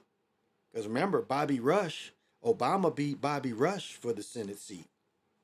And that's how Bobby Rush left. Bobby Rush was around Fred and then Bobby left. So Bobby didn't get killed. And Bobby saw the way they killed and shot them people up. And, Bobby was the one that benefited. Right? And Obama, you probably can even say Obama. Because they used that kind of Fred energy there to get Obama, to shine first in the Senate out of there, beating Bobby Rush. Bobby Rush is in the Congress. And the real power is in the Senate.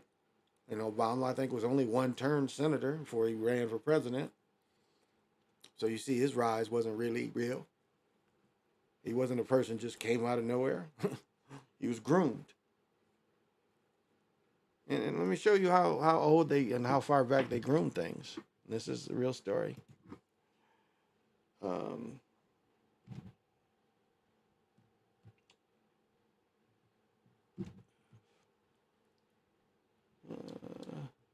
Let's do this like this.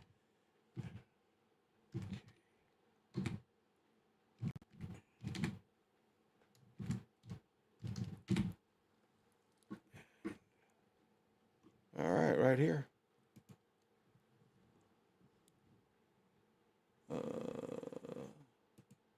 See if we can get the picture. Okay, here it is. There are no coincidences. There are no coincidences. Coincidence. Okay? This is handing off. This is preparing him. Look who he's around. These are, what are they called? But you have a 16-year-old boy. This is no coincidence. They knew this boy. Again, he was adopted into the Clinton family that went back to the revolution. His real name was something else. Bill Clinton wasn't his original name. But like they said, 30 years later. 30 years later. So do you see? This is why this picture was taken, because they knew. And let's not forget, Wild Billy that helped all the cocaine come in Arkansas. Let's not forget that. How he was rewarded for letting all that cocaine go into Arkansas. But see, this picture right here shows you. That picture shows you is how far it's planned ahead. 30 years here. When they took this picture, they knew he would be president one day.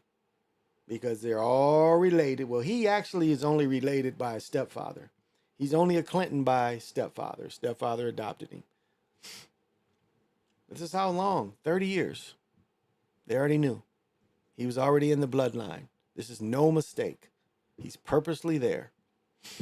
And how many people, that this man meet in his short presidency? That he happened just to, did he shake hands with Obama? So this is how far ahead they plan this stuff. And that's simple to find. This is so far ahead. I always thought, Jesse Jackson is definitely an agent. Yeah. Yeah, people don't understand how classism truly works. No, they don't. I agree. When I first saw Obama speaking at the DMV as a senator, I knew he would become president. Yeah, Bill was in there. Exactly. That is how far ahead everything is.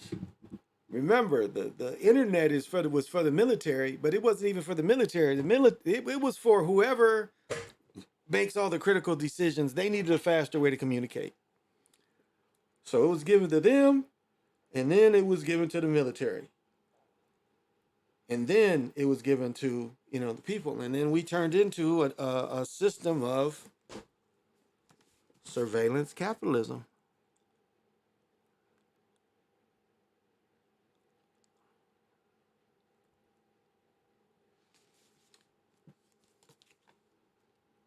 And behavior surplus that we so easily give to them.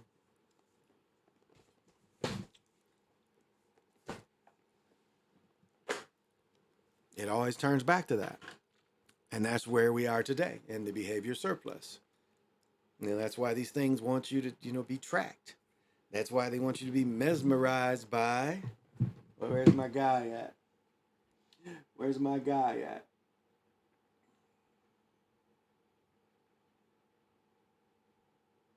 The Chinese platform, you already know they don't give a fuck about your black ass. That's right. And we give them all our ideas. Here he goes. He says the same thing right there. TikTok. A lot of the white content creators on TikTok get all of their dances from the black content creator. Yeah. Yeah. Yeah. And they run with it. And this goes on with the clothes. Because now, we design some clothes, we post it. So you don't think these people that copy clothes look at this kind of thing? People now are so good where people damn near, you can make your own Jordans. You can take apart a pair and put another one on it and, make your own. And so they watch everything they do, and we give it to them. We give it to them, especially TikTok. We give it to them. You got every little girl in front of it trying to do some dances, trying to think they could be the next big thing, trying to give them to think that they, you got a little move and the illusion of wealth. And we see battles fought on Instagram.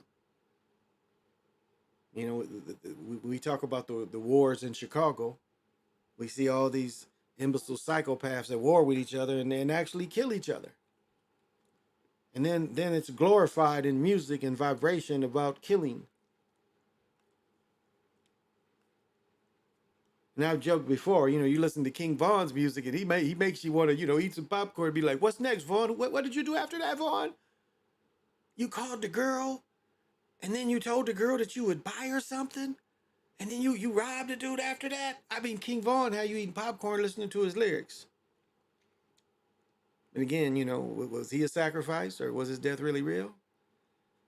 But he was the cat that if it was a real death, he was easy to kill. Remember the movie Hard to Kill? These cats is easy to kill. People don't understand, like when the system comes after you, how easy they can kill you. Make it not look like it's the system that killed you. Like that show, the TMZ brother. It's showing these rappers to show you that these were not sacrifices. These was beefs.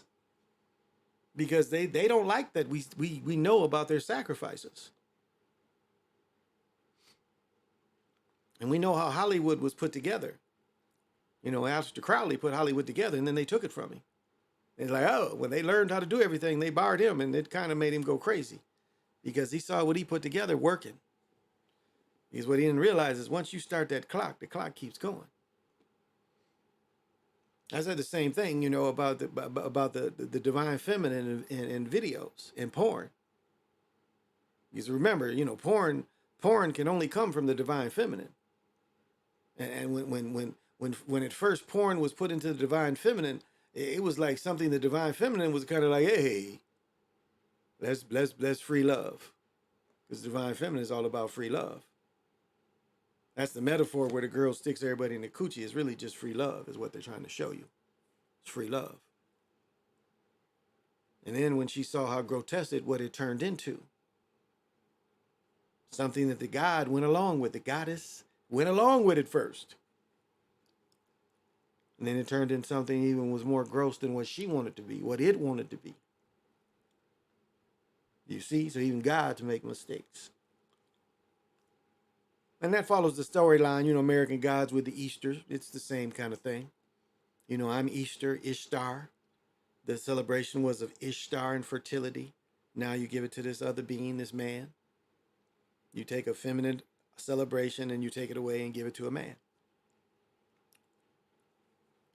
When it makes no sense, because everything about it is a feminine thing.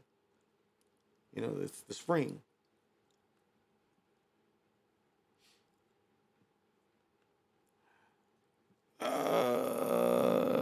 Yes, Time Lord, can you please explain the orphan trains?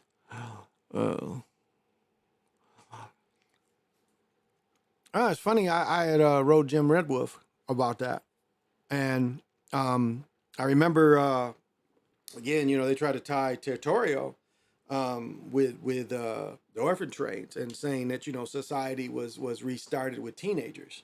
That's part of what what all of the mud flood is that society was restarted with teenagers. And that is a good, that is like really looking at, and I think maybe it was Star Trek or one of the other sci-fi that showed something like that, where, they came across a civilization that had got started just with teenagers. So that's part of the Tatarian idea. And I came across, just studying about Detroit, one of my books back here, and I found out like 500 orphans were taken to Detroit from New York. It's like really, the number caught me by surprise. I was like, wow, it's a lot of children to move cross country. Why? Why were so many children? It was between 250 and 500. I'd have to, re-reference it, but I was like, man, it's a lot of children to be moving. So I was caught surprised by seeing that. Now, personally, in my own experience, on my father's side, my father's grandmother's father was what was called a foundling. He was called a foundling. And a foundling is a person, again, that was orphaned during the Civil War. So they don't know, he was found so young, they don't know his story at all. And he grew up, had my grandmother and, my uncles, my great uncles, my great grandmother, my great uncles. But that we don't know any other story but his. So, King Von was always on old block and don't know why, trying to be real. Yeah. American Gods got cancer or something, because if it's not anyone, it must have. Episode, I believe, was in Star Trek Time Lord. Yeah, it could have been Star Trek, where they showed, so, the idea of it. But I think the idea still goes back to the Anunnaki, kind of. It's kind of an Anunnaki, the Lost Book of Iniki kind of story. They create the blackheads, and they one thing that people miss about that is it was like one thing you had Enil and Iniki, and I think it's Iniki that gives the creation the ability to have sex and enjoy sex. They throw a little Greek shit in it, but it's like, and all of a sudden, they liking to have sex. One's like, hey, they wasn't supposed to enjoy it. So he gives them the thrill of sex, too. I don't know if y'all ever came across that story, Nikki gives humans the liking of having sex. I don't know. I don't really adhere to it was a reset. I'll say this, though. This is one thing that I'll say they have right. I'll say this, that they have right. And I've said this many times. What the world we live in is not as old is what it appears to be. Now, I've said this many times. Two things happened. Two things happen if you look around you. Look at the trees around you. Even look at where you go through the mountains. Like the only really mountains where it's really old trees is way, way out west. But if you go from east to west, you look at the mountains, Smoky, Appalachians, Catskills. It ain't them old trees anymore. I mean, everywhere we drive from the Midwest to the east, south, the trees only appear to be 100 years old at oldest. Like everywhere. Like when I drive by the reservation, so okay, maybe two things happen. Maybe when the Europeans came, they did go to war against the trees and they literally leveled everything. That's very possible they did that. It appears like in a lot of places they did that. We know that that caused the Dust Bowl in, Kansas, Nebraska, maybe parts of Arkansas. I even heard it affected up here. So, okay, that is one plausible reaction over there. Like, okay, they realized they made a mistake around, the early 1900s, and they started replanting trees. That's very possible. Oh. That's very possible.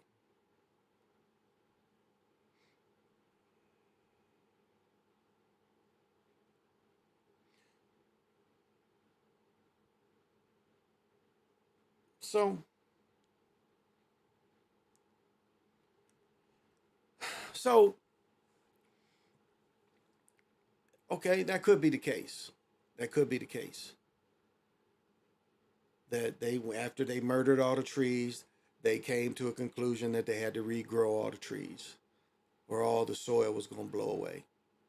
And so from, say, 1900 to 120 years ago, there was a mass attempt to regrow the trees across the country. That's possible. Did that happen to us? Because we have to look at that conclusion. Is that what happened? Is that why the trees don't look very old? Like I've come across, the oldest tree I've really come across in this area is a tree grown by a European in Rochester that's 150 years old. That's the oldest tree I really heard grow. But again, this was grown by a European. Someone down Mayo, one of the Mayo people. There's a tree down in Rochester that the Mayo family grew that's 150 years old.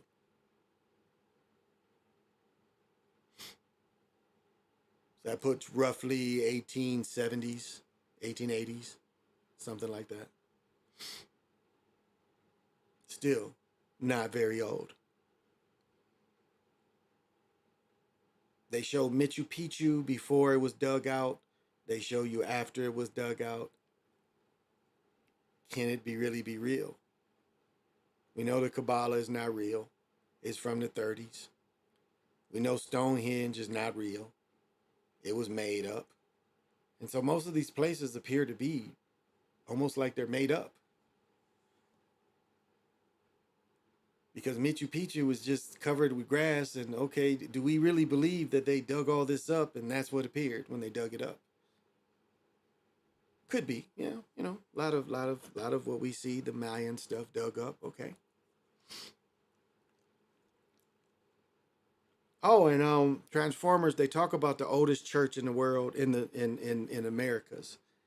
They talk about that church that they didn't even know it was a they buried this church. They buried this pyramid. It's the biggest pyramid in the world, and they buried it because they didn't want the Europeans to destroy it. And the Europeans didn't even know. They thought it was a mountain. And the Europeans built the first building on top of it. Again, they knew it was some kind of energy up there. When they did the divining rods, they saw the energy. And that's, they did that all over Mexico City.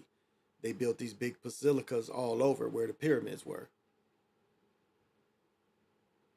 I mean, that, you get divining rods and you walk around with a pendulum, like just even downtown. Go to your downtown and just walk around downtown and you see where the energy is.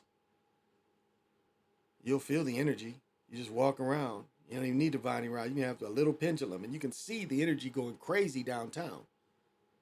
Especially, you know, when you got a federal building and why the federal building has all that marble in there. Because marble is like kind of quartz. It's an expander of energy. It expands their power. That's why it's there. That's why when I go to quartz, you know, a lot of quartz here is made of wood. And I'm like, oh, this is friendly quartz.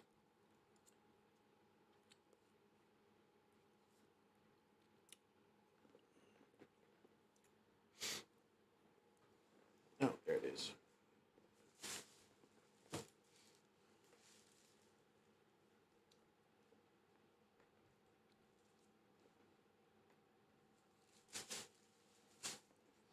But that's something anybody can do. You know, anybody can take a pendulum and how long I've been going? Oh, 3 hours and a half. What time is it?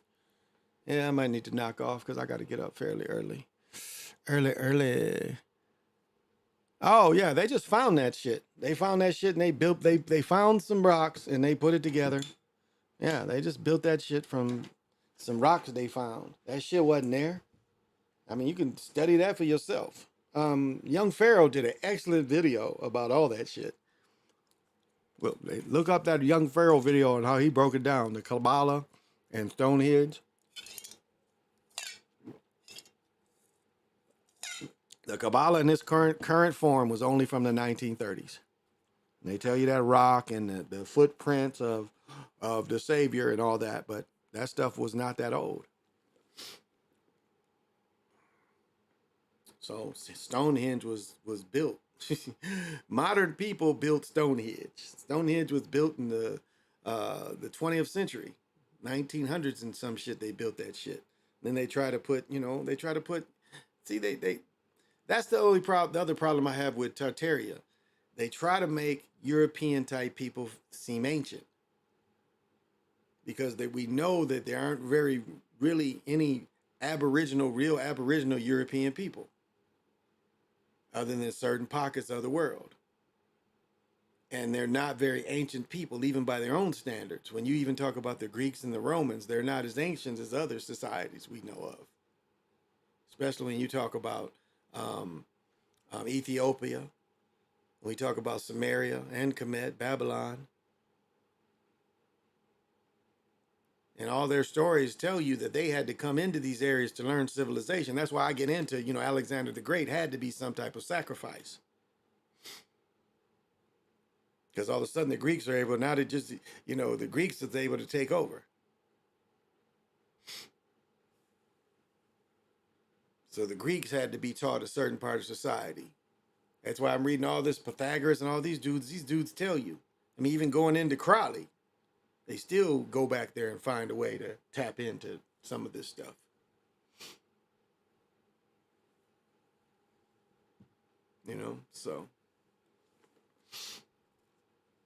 So yeah, look up that Young Pharaoh video. He breaks that. That was excellent that he did. Now, some of that other kooky shit he says, but that was good work.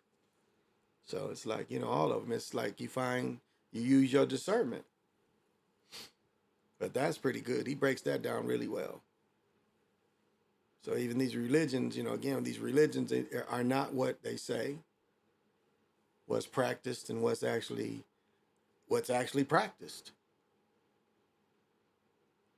It's like one thing you have to say of Mormons. Mormons have the best food shelf system in the country. I was talking about the depressions. The Mormons didn't suffer the depression. They took care of each other.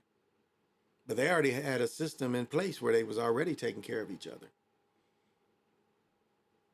And you must, whatever they discovered was powerful. For them to give those people a whole state and never try to take that state back. Whatever relics they found in our mounds that is not theirs, they found it in Ohio. So they found something of significant power and significance that they based a whole religion on it. This stuff was so powerful that they based a new religion on it. And all they're trying to do is quantify them stealing relics probably from the Mississippi period or earlier. And they're just trying to quantify their way of them that they heavenly was given a gift from heaven when they dug into a mound and got it.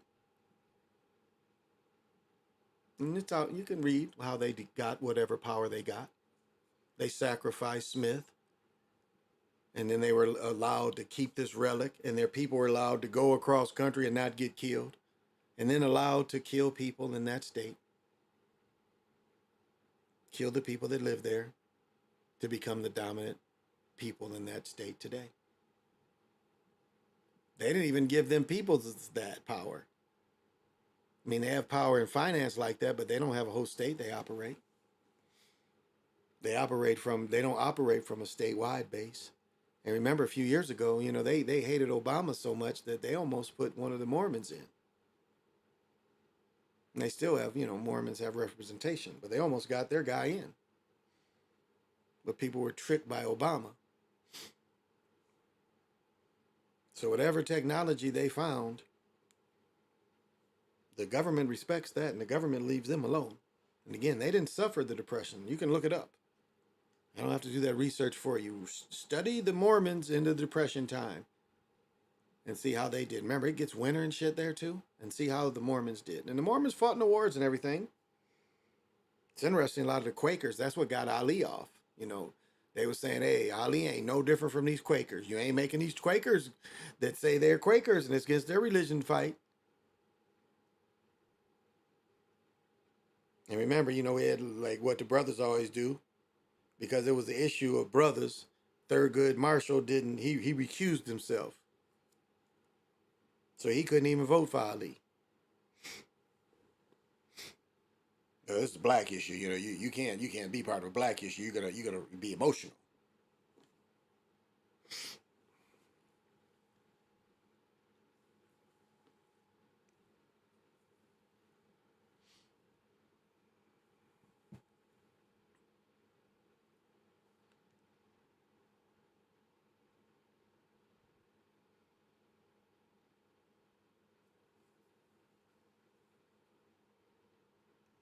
And that's a shame. That's a shame.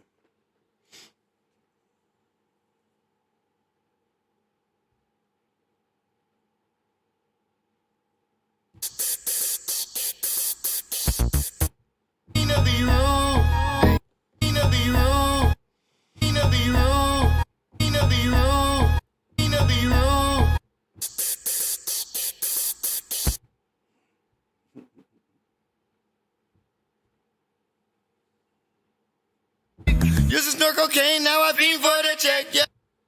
Used to snort cocaine, now I beam for the check. Used to snort cocaine, now I beam for the check. Yeah. No, not really. Not really. Not really. Well, I think I'm running out of ideas. Tomorrow we'll break down game 4. The Nuggets are going to win. The Nuggets are going to win. They want people to forget about this boring series and start thinking about the draft. They're going to bring another Ben Simmons and be tricked the same kind of way. This boy ain't no different than Joe Bear. They trying to give you a better Joe Bear because Joe Bear couldn't shoot, so they tried to give you the same prototype of the dude that can shoot. But we going to see, because he ain't never been on the high level as he about to go. Now, as I said before, you practice against the best, you become the best. No doubt. No doubt that he won't get better, but he is nothing different than Chet Holmgren, his body type. And as I said before, Chet Holmgren sprained his ankle, and they held him out for the whole year. The same thing is going to happen to this dude. They're going to let him play a few summer league games in Vegas, and then this cat they're going to sit him down. If anything, if he fall down like Anthony Davis, you know, we're going to call Anthony Davis Glass, because every time he fall down, he break. And it's Anthony Glass Davis. He's glass. This dude going to be another Ben Simmons, and people going to be tricked again. Remember they tricked people into drafting Greg Oldham, and Greg Oldham already had foot problems. People was fooled into drafting Sam Bowie. Remember? They drafted Sam Bowie instead of Michael Jordan. Sam Bowie. Sam Bowie had already had knee operations in high school and college. He was already damaged goods. But the league wanted to suppress shorter people, and the league was still pushing, let's put the tall people, emphasize the tall people. That's part of Stern too. And O'Brien. I don't even think Stern it was probably O'Brien, early Stern. because the push to get away with a big man didn't come until 14, 15 when it was first Steph. That was the part of Steph's role, was we don't need these big guys anymore. Unless it's Europeans. See, they got rid of all the brothers that was big dudes. Greg Monroe. They still got the one dude that's on the Nuggets team that used to be with Jordan. They got Jordan still on the Nuggets team. He gonna get a championship. But they got rid of players like him. But yet they accept Djokovic. And then, you know, Giannis ain't that great. Giannis ain't that great shooter. Right? You expect this boy to be any better shooter. Now in years, you know, again, we saw LeBron get better. Young guys can get good, no doubt. But I don't think he's good to the point where they're pushing him. Because that's their idea, is we want the foreign player to be looked at as the best. And even if it's just the best in this one class, they're the best. So.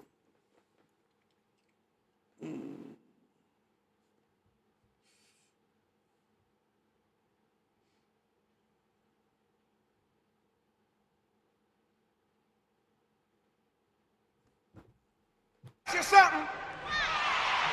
I said, can I ask you something? Ain't I'm clean?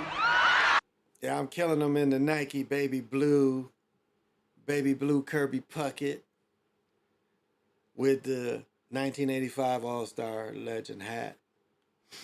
So, what does my man say?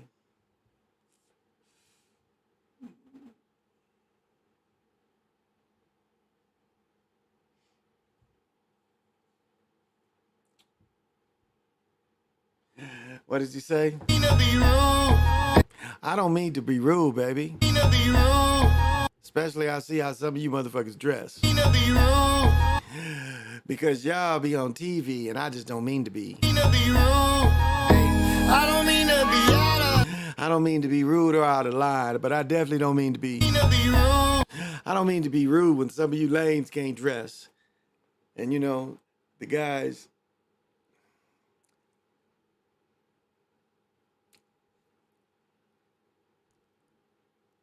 there are more women on this earth than men.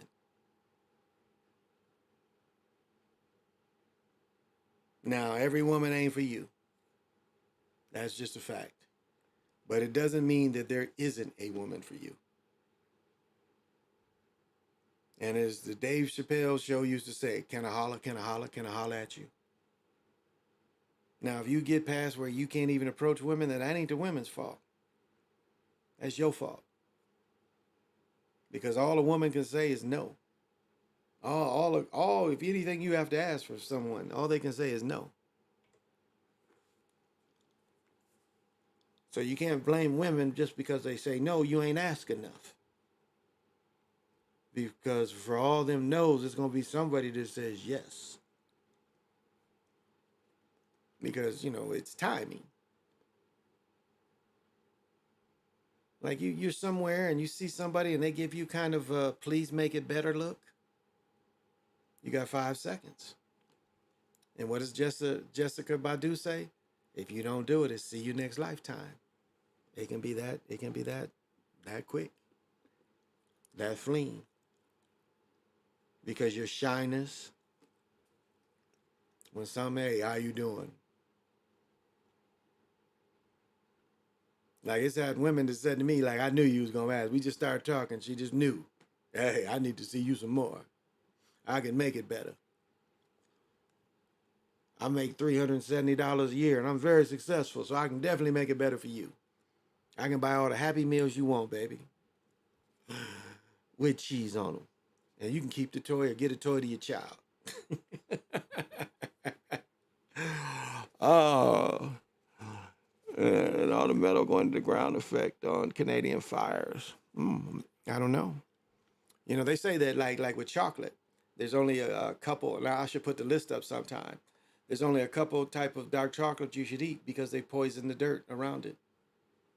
The heavy chemicals that land around where the chocolate plants are now, the chemicals are so heavy that chocolate is in the dark chocolate.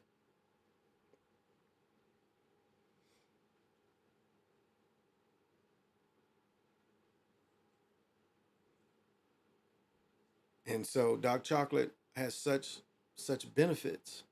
Like right now, I just ran out of my She Legit and I'm waiting for some more. And I didn't realize it came from India, but it didn't take like a month. They're talking about I might not get it till the end of July. So I'm about to order some more because I need this stuff daily. It's folic acid, but it helps keep it clear, helps the signal clear. Like last night, I was so hyped, after they cut me off, but I realized I went 3 hours. So I was like, okay, so they cut me off, so what? And I just, started meditating in this chair. I just turned the chair east. And, I stayed up till like 8 o'clock in the morning, but the meditations was outstanding. Like, pushing this board boundaries higher and higher, going further and further. And it's been cool. I've been showed terror. It's terror. But once you understand, you have to see all the picture, you get past that.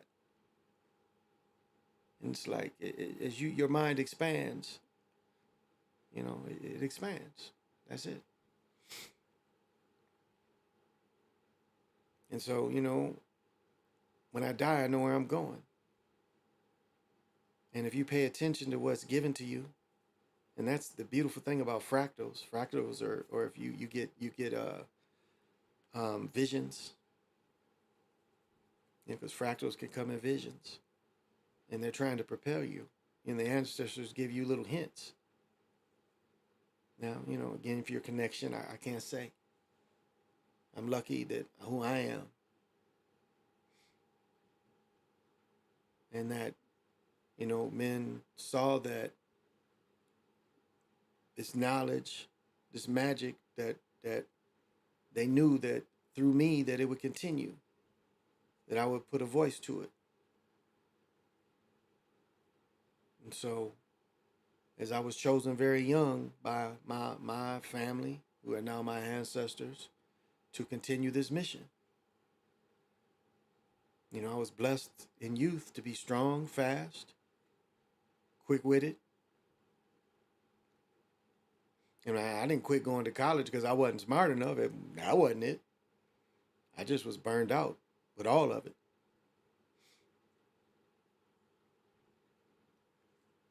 I was just burned out with all of it. And that's what happens. You can get burned out. Where it wasn't as important to me. My health was more important to me. My sanity was more important to me. And I just saw that route that I had chased for so long, it wasn't. And it was funny how even when I quit playing, the opportunity, I played semi-pro for a couple summers. And even when the USFL first came in, I had opportunities to do that. And even after that collapse, when the strike, that movie about the strike, I had opportunity to go try with the Redskins. And this is 84, I think. And I hadn't played since 80. And I played the 2 summers of, 81, 82 summers. And that, playing semi-pro football is no easy task, especially in the 80s. I mean, luckily we won, so we had a nice little following, but it was I wasn't making miracle money. $200 to $500 a game, something like that. It wasn't great. And that was after paying the refs, paying the stadium, that's semi-pro, Pay for somebody to keep the clock and you pay for the facility. That's semi-pro. And don't let them tell you anything less. It is. You played church basketball as an adult, it doesn't matter. That is what's considered semi-pro. But they belittle that. They say you can't even put that on your resume. And that's a lie. Those of you that play summer leagues, winter leagues, softball, all that was pro. All that was pro. Yes, you had to pay, to get on the team, but still. Semi-pro is if you pay for the fields and you pay for the umps and you're paying to get in the league, that's semi-pro. But you can see why the professional leagues want to belittle your accomplishment by telling you didn't make it to the NFL, though. I played basketball for 20 years competitively. 20 years competitively. And there's nothing they can say to take that away from me. No, it didn't make me a millionaire, but it kept me fit. It kept me the idea of staying in shape for my whole life. which I still do. I still walked about just shopping and shit. We walked about 2-3 miles today, just shopping, standing. This is the most you see me sit, these 4 hours. You know, I've stood up twice. Normally every 15 minutes I'm getting up.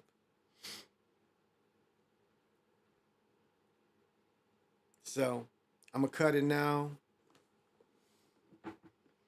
Control your thoughts. Make them your thoughts. Break away from these electronics when you can. Gather your thoughts. Read something other than your phone. There's a lot of energy in books. But anyway, you can read. Reading is good. So I'm not going to squash reading.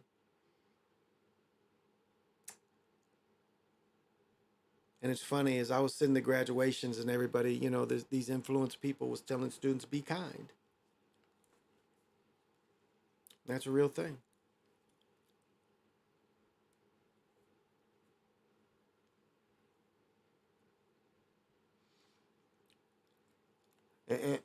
And one thing I want to say, like, when I was talking about the great whites of West Virginia, he said something that is really real. And I'm going to tell you the context of it's real. It's like you look at this gang culture, and it's like the dead killing the dead. Like when I put that song Off the Lot, he talks about it. I get back into Monster, you know, and Monster's brother. But once you kill like that, the clock is turned on you. So it's like the dead killing the dead. Once you get that reputation that you a killer, all of a sudden, who'd I smoked? And it's the dead killing the dead. And that's what the young fellas don't understand. You're not really even alive the way y'all live. And now there's a whole market, all these niggas getting rich talking about it. Oh, you got it cracking tonight. I've been dealing with some bullshit tonight. Okay. Why do they hate us? Oh, she don't have the woman's number before she says no. You don't have it before you went to it, or so it doesn't matter. Just they can only say no. So he said also, if you didn't have the woman's number before, so if she says no, you didn't have it before, you went with her. So if she doesn't, yeah, it doesn't matter. Exactly. All she can say is no. You didn't have it before. You didn't lose nothing. You might have got a pretty smile. And sometimes that's, you know, the people I greet, that's all I want. You know, pleasantness. And, you know, I give that air of pleasantness. You know, unfortunately, when you see dudes, you know, you can't be like that. You see young men, you got to be different. Like I was in the Nike store today, you know, seeing these groups of young people trying to steal. And they wasn't even doing it slick. They was all staying together, trying to steal together. And I was like, this is so stupid. If you separate, it's so much easier. It's too obvious that you guys are trying to steal together. So, but yeah, you know, so it's not women's fault. It's like, it's timing is everything. And when it's right for you to be with someone, there it is. And as I said before, you know, I ain't just no horny motherfucker where I just need to, you know, slam some hags just to feel good about myself. I'd rather be alone than have to do that and lay there next to a hag. Because I was constantly having hags present themselves to me. People that need to be healed. Now, I'm not trying to heal nobody.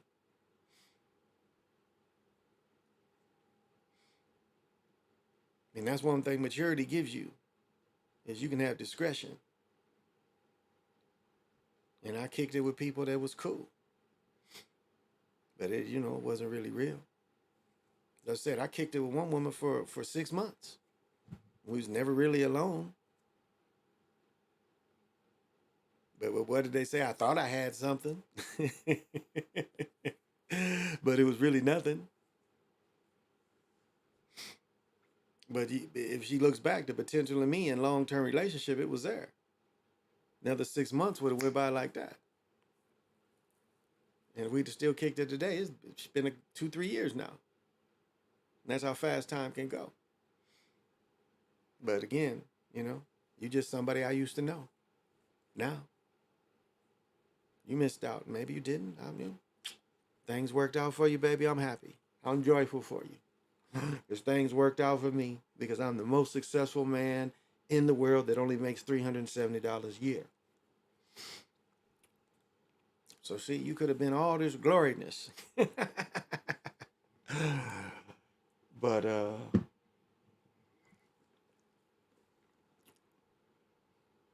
till we meet again, say less. Ooh, that man looks good.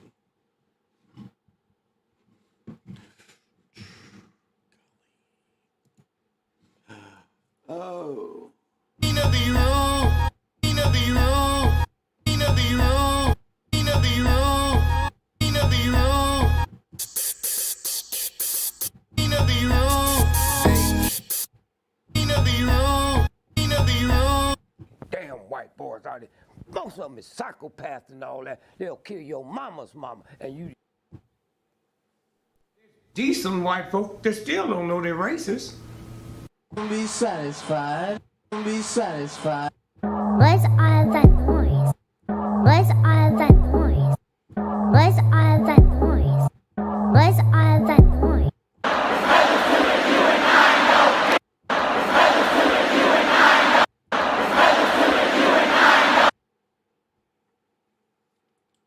Used to snort cocaine, now I beam for the check. Used to snort cocaine, now I beam for the check. Used to snort cocaine, now I beam for the check. Used to snort cocaine, now I beam for the check. Used to snort cocaine, now I beam. Used to snort cocaine, now I beam for the check. Yo, baby, I got all the dope. I think we OD'd. The dope what? Your lines are still open.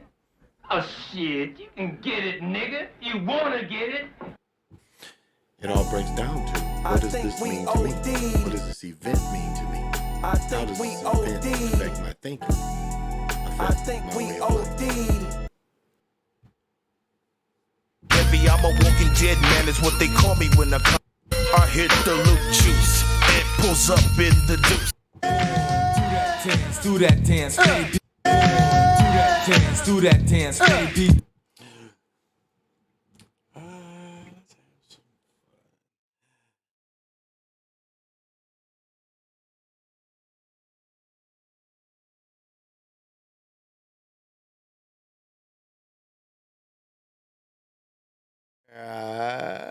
Where can we find?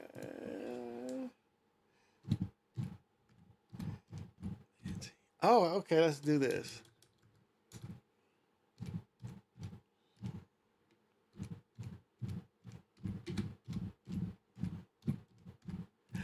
Let's see if I can get into this.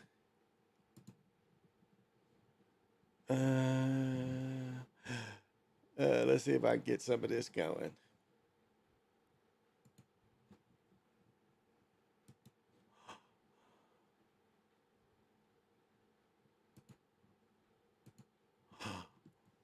Let's see if I can work with this. What? Oh no. Oh. No, you guys are going too fast. Give me some time to transfer. Oh, let's go.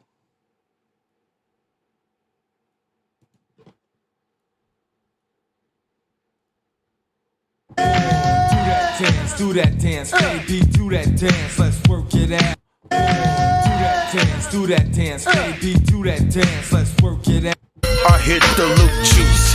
It pulls up in the deuce. Baby, I'm a walking dead man, is what they call me when I'm coming. Aye, nigga. Aye, nigga. Aye, nigga. Aye.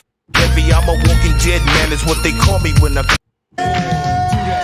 Do that dance, baby, do that dance. Do that dance, baby, do that dance, let's work it out. Do that dance, baby, do that dance, let's work it out. I hit the loop juice. It pulls up in the deuce. I hit the loop juice. It pulls up in the deuce. Baby, I'm a walking dead man, is what they call me when I'm.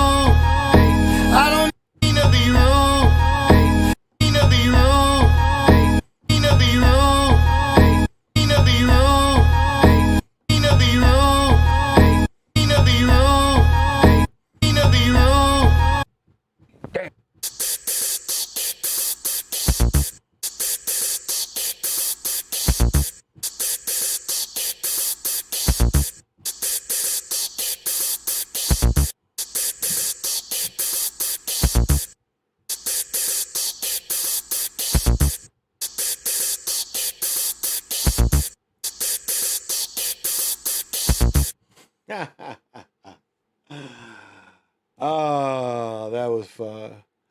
That was fun. I love the sounds, the sounds, the sounds, the sounds. I love the sounds. Thank you for coming. I've had fun. Thank you for letting me rant for almost 4 hours. The people that hung with me, thank you so much. Till we meet again. Say less, baby. Hit me. Hit me. Hit me. Hit